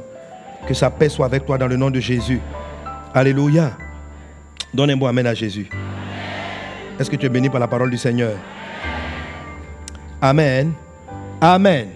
Alors, quand votre enfance, avant le mariage, a été souillée, et nous tous, frères, nous tous, on a la conscience souillée avant de venir à Jésus. Le truc, c'est réussir vraiment la conversion à Christ. Amen. Je vais aller rapidement là-dessus à cause du temps, on a fini. Amen. Alors, voilà ce que Jésus va dire à Pierre. En Luc 22, 32, il lui dit, « Mais j'ai prié pour toi, afin que ta foi ne défaille point. Et toi, quand tu seras converti, affermis tes frères. » La première prière de Jésus, c'est afin que sa foi ne défaille pas. Ça veut dire que malgré qu'il ait fait ce qu'il n'aurait pas dû faire, il dit, Pierre, tu dois continuer de croire que c'est possible. Ma soeur, même si ton mari n'a plus de vision, Même si la femme n'est pas, tu dois continuer de croire. Le miracle vient parce qu'on croit. Il dit, j'ai prié pour toi afin que ta foi ne défaille pas. Il y a des fois, quand tu as fini de régner Jésus comme ça, tu as dit, non, c'est mieux, c'est même pas la peine, il faut que je reste païen. C'est pas la peine, il faut que je reste païen, c'est pas la peine. Ce que je fais là, c'est trop grave. Est-ce que Jésus peut m'accepter encore? Mais Pierre s'est relevé.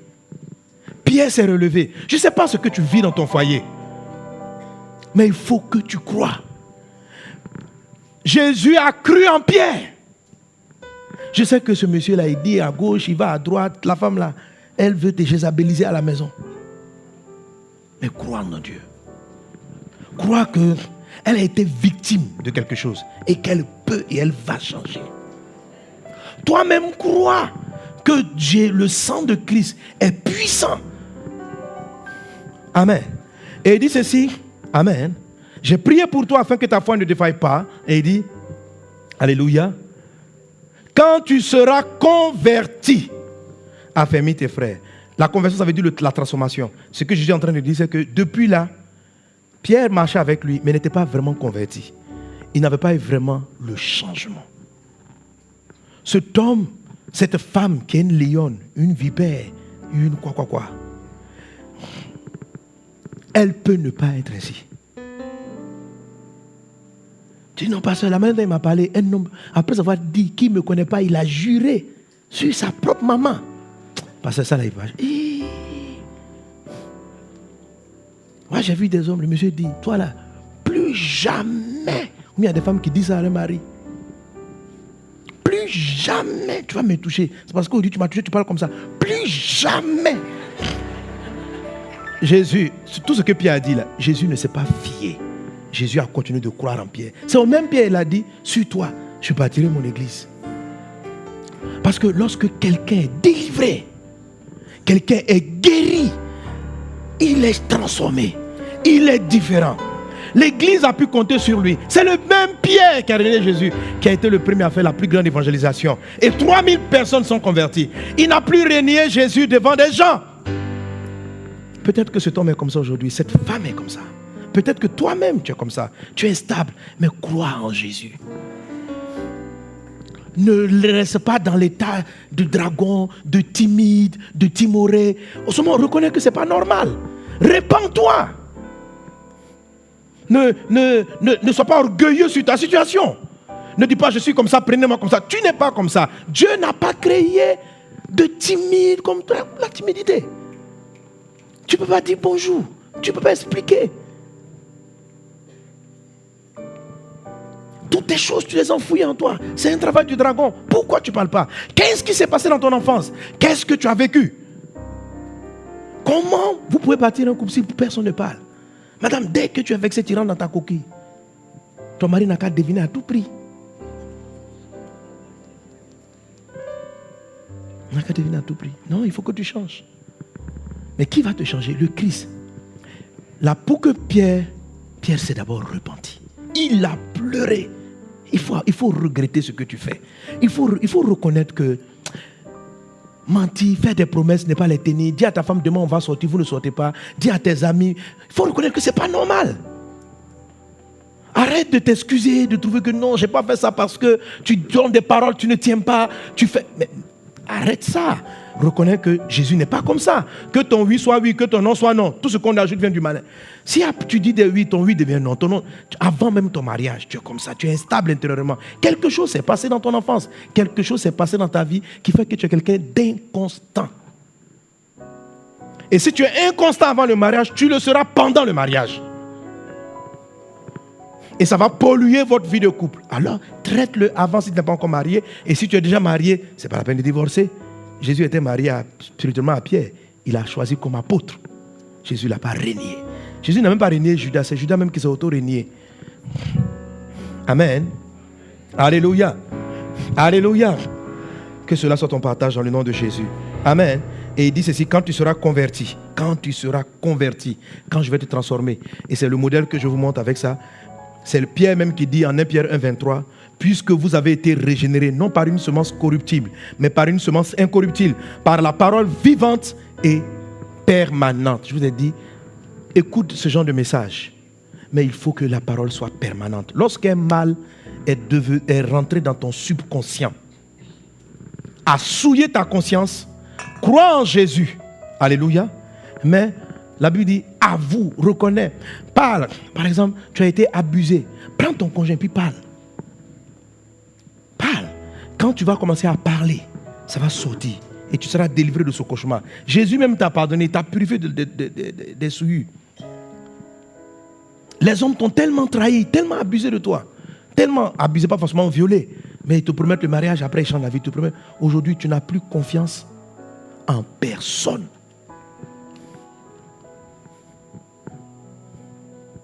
Tu n'as plus confiance en personne. J'ai écouté une vidéo, on a parlé, quelqu'un posait la question à une fille, est-ce que vous croyez en l'amour? Elle dit, l'amour, ça n'existe pas. L'amour, c'est l'argent. On dit, ah bon? Le monsieur dit, mais est-ce que vous avez une fois aimé? Elle dit, elle a aimé, mais elle regrette. Ce que les gens lui ont appris, c'est que maintenant, là, voilà, tu la veux, tu payes. On dit, non, mais ça, c'est pas la prostitution. Elle dit, pensez ce que vous voulez, je m'en fous. Ce qui est sûr, si tu la veux, là, tu vas miser. Elle dit, voilà. Et puis elle était dans une voiture. Elle dit, tu crois que la voiture là, j'ai eu ça comme ça? Le monsieur dit, mais madame, c'est de la prostitution. Elle dit, pour penser ce que tu veux. Moi, je m'en fous. Mais ça, c'est une dame blessée, trahie. Satan l'a paralysée. Et elle va rester comme ça. On va lui piller toute son intelligence, tout son savoir-faire. Et elle ne peut pas bâtir un tableau. Plus tard dans sa vie, elle va, que tu veux ou pas, tu vas chercher l'amour. Tu en as besoin. Amen. Alors il faut laisser Jésus enlever toutes tes frustrations.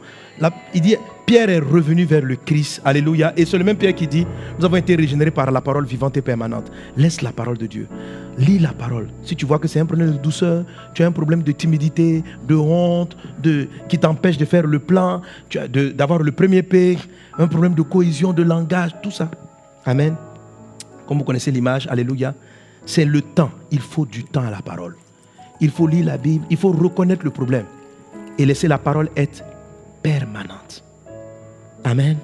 Alors pour moi, comme j'étais quelqu'un qui manquait de force, de ténacité, je me suis répété constamment, je suis un champion, j'ai la victoire en Jésus. J'ai maintenu la vérité de manière permanente jusqu'à ce qu'elle enlève, alléluia, toute la souillure, alléluia. Là, c'est pas bien encore parti. Amen. Oui. Et je vous assure, sur beaucoup de points, ça m'a pris du temps.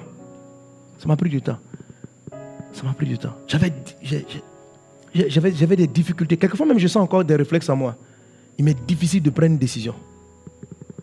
C'est vrai que ça m'aide, d'un côté, ça m'aide à prendre beaucoup de temps de prier avant de faire des choix. Amen. À ne pas vite décider. D'un côté, c'est positif. Mais avant, c'était la peur. La peur de me tromper. Amen. J'ai laissé la parole de Dieu. Il dit qu'il me faut de l'assurance. L'apôtre Paul dit, prêche la parole avec assurance. Il me faut de l'assurance. Je ne manquais d'assurance. Et j'ai déclaré chaque fois en moi, j'ai de l'assurance. Et c'est ce que Jésus a fait avec Pierre, lorsqu'il a retrouvé Pierre. Pierre l'avait renié 3 fois. C'est pas ça? Il dit, je ne le connais pas. Je ne le connais pas. Jésus est venu et puis il a posé 3 fois. Pierre, m'aimes-tu? Ça, c'est après le reniement. Jésus le retrouve et lui dit, Pierre, m'aimes-tu? Il regarde, Seigneur, tu sais que je t'aime. Paie mes brebis. Pierre, m'aimes-tu? Donc, chacune des paroles venait effacer les jurons, les malédictions, tous les engagements, tout ce qu'il t'a dit de mauvais. Il ne faut pas croire. Jésus peut changer ça. Il t'a insulté, il a dit que tout ça, Jésus peut changer. Que lui là, tu ne vas jamais connaître son argent, tu vas connaître. Amen. La femme va te dire, moi là, tu vas. Tout ce qui parle, il ne faut pas. Amen. Ne te fie pas à la chair. En bien, quand elle dit les bonnes choses, il ne faut pas avoir trop confiance aussi. Ça, c'est la chair qui parle. Aie une seule confiance dans la foi de ce que Dieu dit de cette personne. Amen. Amen. Demain, je toucherai des aspects qui vont nous aider dans le discernement. Alléluia. Des choses les meilleures. Amen. Amen. Ici, j'ai traité la manière dont les 4 attaquent, mais le principe, attaque un mariage avant. Alléluia. Pendant, j'en ai parlé hier. Demain, je vais essayer de sauter ça à cause du temps. Mais Dieu vous donne la sagesse. Hier, je vous ai dit, le diable qui calomnie ton conjoint, devant toi. Il faut savoir une chose. Comment tu reconnais une semence de Satan? Quand Satan te parle, ça produit une œuvre de la chair. C'est de l'impatience. Si c'est le dragon, tu es angoissé. Si c'est le diable, subitement tu sens ton sang se chauffer contre quelqu'un. C'est-à-dire quand le diable te parle, ton cœur commence. Et puis tu veux t'énerver. Quand Dieu veut te faire reproche à quelqu'un, et quand il te parle, ça ne t'énerve pas. Il te dit, oh, ta femme, ton mari a fait ça. Et puis, mais c'est comme s'il te montrait comment tu vas l'aider. Oh, quand c'est le diable qui vient le calomnier et l'accuser, tu sais qu'il est parti dire ça à ta propre soeur, que c'est lui qui a raconté à ta soeur qu'à la maison, tu as fait ça. Il va dévoiler votre vie de couple dehors. Là, c'est le diable qui vient te raconter ça, le calomniateur. Il fait ça. Et puis, tu dis, ah bon. Tu dis, mais sinon, et puis lui-même, il parle dans ton esprit. Comment il a su? Et puis, toi seul, ton mari n'est pas arrivé, hein, ou bien ta femme est loin. Toi seul, ton corps commence à chauffer. Ah, c'est le diable. Il calomnie. Quand le temps que ton conjoint arrive, tu es gonflé à bloc. Maintenant, toi-même, pour te spiritualiser, tu dis, il faut que je me calme. Donc, quand il arrive, tu ne parles pas. Quand il veut rire un peu, chérie, quoi? Dans la maison là, tu as été diabolisé. Il faut faire attention. Amen. Dieu ne te parle, Dieu ne va pas te donner une parole pour créer des histoires. Donc, il faut apprendre à contrôler, à remarquer ça. Peut-être la première fois, ça ne va pas partir. Mais quand tu finis, reconnais que tu n'aurais pas dû parler comme ça. Même si tu as raison.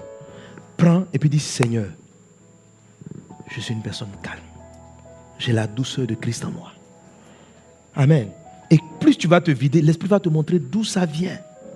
D'où ça vient, d'où ça vient, d'où ça vient. Amen. J'ai encore beaucoup de choses à vous dire, mais le Saint-Esprit vous enseignera toutes choses. Alléluia. Il t'enseignera toutes choses. Que la paix de Dieu soit dans ta famille. Que la paix de Dieu, alléluia, que la paix de Dieu soit ton partage. Amen, amen, amen. Au début, j'avais prévu même toucher les rapports conjugaux. Mais je ne sais pas si demain, j'allais pouvoir, demain peut-être j'ai dit un mot là-dessus. Mais la Bible dit, ne vous privez pas l'un de l'autre, de peur de donner accès au diable. Voilà. Ça dit qu'il faut avoir des rapports. Ta femme, ça dit que, je parlais des 4 attaques du diable, non? Parce qu'en fait, ça c'est la partie qui concerne dans le foyer. Dans le foyer, amen. Voilà. Ah, quand je dis ce les gars disent on a le temps, là les frères disent on a le temps. Non, sérieux. Non, les sœurs, sérieusement. La Bible dit ne vous privez pas l'un de l'autre afin de ne pas donner accès au diable. Il dit car le mari n'est pas propriétaire de son corps, la femme n'est pas propriétaire de son corps. C'est-à-dire que le jour où l'un veut, l'autre doit vouloir.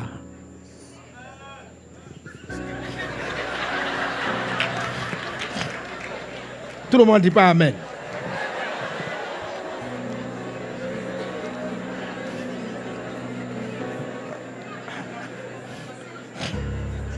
Tout le monde ne dit pas amen. Donc c'est la parole de Dieu, c'est pas moi qui ai inventé les versets. Bon, on ferme les oreilles de ceux qui ne sont pas mariés. Non, ce sont elles maîtrisent, ce sont des... Amen. Voilà. Ah, il y a le dîner des couples. Donc, couple de vous dit au dîner, là, ils vont s'ouvrir. Non, sérieux. Quand on parle des 4 attaques du malin, ce que tu m'as dit dans le couple. Dans le couple. Tout ce que peut faire le découragement, l'abattement, les relations intimes, c'est une force. C'est une puissance. Ça règle beaucoup de choses. Ça règle beaucoup de choses. Non, il ne faut pas. C'est très bien. Il ne faut pas jouer avec ça. Amen. Oui, il ne faut pas jouer avec ça. C'est très important. Les gars, quand je parle de donner le texte, la Bible dit, ne vous privez pas l'un de l'autre afin de ne pas donner. Amen. C'est pourquoi même quand je disais à un couple tout à l'heure, ils disent non, monsieur, on va être dans 2 pays différents. Je dis, on ne fait pas ça. On ne fait pas ça. Amen. Débrouille-toi dans le plan commun. Débrouille-toi. Il faut dire non, nous sommes blasés. Ça fait 40 ans qu'on est mariés. Maintenant, qu'est-ce qui va se passer? Des choses peuvent se passer. Ce n'est pas seulement tentation sexuelle. Quand on dit ne pas donner accès au diable, ce n'est pas accès au diable pour aller chercher une fille étrangère. Non. Non. Le manque de rapport vous rend vulnérable, nerveux. Comment dirais-je? Toutes les formes d'attaque peuvent être dans un couple si vous ne partagez pas votre intimité. C'est une puissance. La Bible dit 2 valent mieux qu'un. Donc, c'est le moment où vous associez. Vous devez veiller à préserver. Amen. Amen. Et les sœurs, non, je crois que demain, il faut que je dise un mot là-dessus. Regarde, si tu sens que ton mari, le diable entend ton mari est en train de devenir bizarre, c'est là que tu le récupères. Non, non, non, sérieux. Oui, c'est là que tu le récupères. C'est là. Amen. Vous dormez bien. Quand tu as bien dormi, ou bien avant de bien dormir, il ne faut pas régler les palabres avant. Tu dors bien. Je t'assure, quand on dit son corps t'appartient, tu te mets sur le monsieur là, et puis tu sens qu'il commence à... Non, non, non. Il s'endort, tu mets la main sur lui, et puis tu prophétises. Tu as commencé à voir qu'il commence à regarder 2 ou 3 filles là. Tu places la main dans le sommeil. Son corps t'appartient. Tu dis, ce corps m'appartient. Je déclare. C'est ton propre corps. Alléluia. Je déclare. Oui. Tu déclares. Maintenant, si c'est un chrétien, tu es préservé. Tu sais que, en tant qu'un chrétien, mais par exemple, tu te maries, le gars n'est pas chrétien. Tu sais que quel que soit l'endroit où il s'en va, tu peux l'empêcher de démarrer. Oui. Tu dis, je parle à mon corps. La Bible dit, son corps t'appartient. Toi aussi, tu lui appartiens. Donc, c'est ton corps. Je parle à mon corps. Tu ne t'attaches à personne d'autre. Si ce n'est qu'à moi, je parle à mon corps. Mais, alléluia. Donc, en ce moment-là, c'est pourquoi toi-même, tu dois bien consolider l'attachement. Tu dois bien consolider l'attachement. Maintenant, si toi-même, tu favorises un détachement, le monsieur veut te toucher, ça fait 1 mois. Ah, laisse-moi. Toi, donc, là, tu favorises le détachement. La Bible dit que celui qui va vers une prostituée devient une société, il s'attache. Chaque rapport intime attache. Chaque coupure. C'est pourquoi, pour qu'une femme arrache son mari, elle l'attache, elle lui fait tout pour bien l'attacher. Il l'attache. Et au fur et à mesure qu'on l'attache, lui aussi il se détache. Oh, c'est toi qui gérais au départ. Tu t'es laissé faire. Et c'est le diable qui est venu attaquer ton foyer. Déjà, il t'a mis en colère quand le monsieur arrive. Le diable a dit, tu as vu, il arrive. Regarde à quelle elle est rentrée. Ça, c'est parce qu'il est parti parler à sa secrétaire. C'est la secrétaire. Donc, quand tu arrives, si la secrétaire est en train de détacher ton mari, rattache-le, attache bien. C'est ce soir-là même. Tu maîtrises la situation. Amen. Parce que juste avant, pour éloigner ton mari, il va commencer par te dire, fais attention, sa secrétaire, quand elle arrive, dis-lui 3 mots. Et une colère a pour propre d'amener un homme à l'angle du toit. Ta colère ne résout pas. Voilà. Faut pas c'est la seule personne dans les démons là qui traumatise un homme au point où il ne va pas partir, c'est Jézabel. Ben, Jézabel, tu ne peux pas la trahir. Hein? Amen. Mais c'est pas bien. Mais il y a des hommes qui la trahissent en cachette. Parce qu'il a peur même. Là, c'est pas de l'amour, mais c'est de la peur. Il est traumatisé par toi. Ça, c'est pas ce que Dieu veut dans une relation. Mais c'est comme ça. La Bible dit de peur de laisser l'accès au diable. Et quand tu te détaches, vous n'avez pas de relation souvent, toutes sortes de pensées commencent à circuler. Et les détachements peuvent se prendre place. Alors les collaborateurs, les gens avec qui ils commencent à s'attacher émotionnellement, vont commencer à prendre ta place. Amen. Voilà. Et tu dois... Et c'est important. Alléluia. Voilà. Comme il dit souvent, faut pas avoir de relation. Genre, bon, ok, comme pasteur a dit. Tiens mon corps, voilà. Prends-moi. Non. Non. Pourquoi tu dis prends-moi? Pourquoi tu dis prends-moi? Parce que tu as été diabolisé avant. Satan il a calomnié, ce qu'il fait, tu es tellement énervé, que franchement, il ne t'attire même pas. Il ne t'attire pas. Oh, c'est le contraire. C'est-à-dire, si tu veux casser sa volonté, et demain, quand je parlais de malédiction, c'est-à-dire, il y a une façon différente d'avoir des désirs vis-à-vis de son mari. Les désirs qui sont nés de la malédiction ne sont pas les bons. Et beaucoup d'épouses fonctionnent avec ça vis-à-vis de leur mari. C'est-à-dire, tes désirs se porteront vers ton mari, mais lui dominera sur toi. Là. Ce n'est pas la bonne forme de relation. Mais pourtant, en fait, jusqu'à ce que Jésus éclaire mon esprit, moi j'ai toujours pensé que c'était la forme légitime. Mais elle est fausse.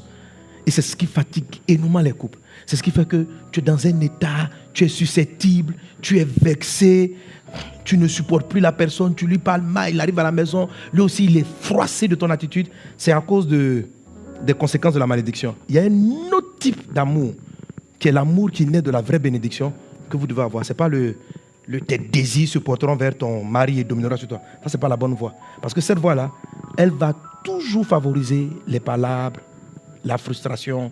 Parce que comme il domine sur toi, tu te sens blessé. Donc tu es obligé d'utiliser tes armes pour lui montrer que tu es blessé. Donc refus d'avoir des rapports, tu ne lui parles plus, tu le boudes. En fait, tu te venges à ta manière parce qu'il a le pouvoir. Mais ce n'est pas la bonne route en fait. Il faut sortir de ce quartier-là et puis utiliser une autre technique. Amen. Demain, on va apprendre la technique. Que Dieu vous bénisse abondamment. Que la paix du Seigneur soit avec toi. Que Dieu bénisse ton foyer. Que la faveur divine soit avec toi. Amen. Que ton futur mariage soit béni dans le nom de Jésus.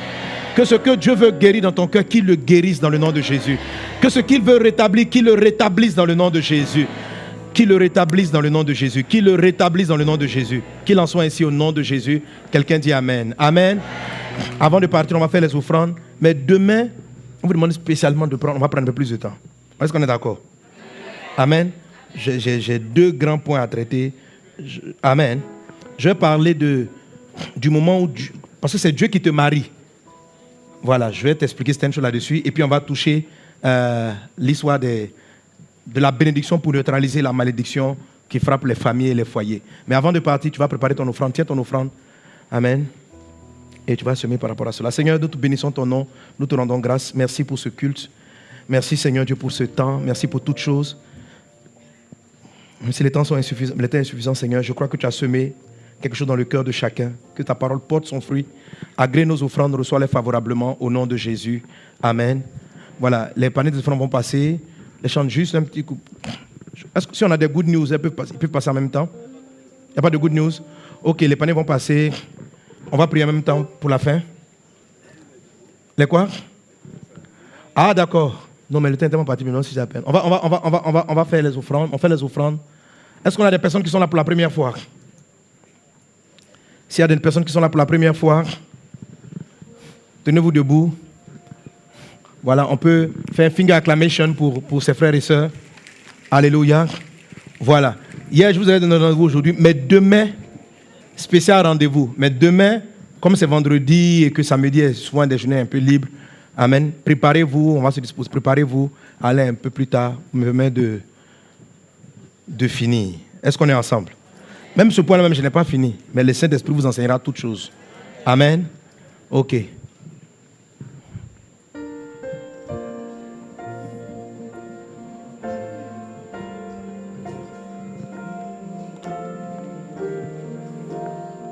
Alléluia.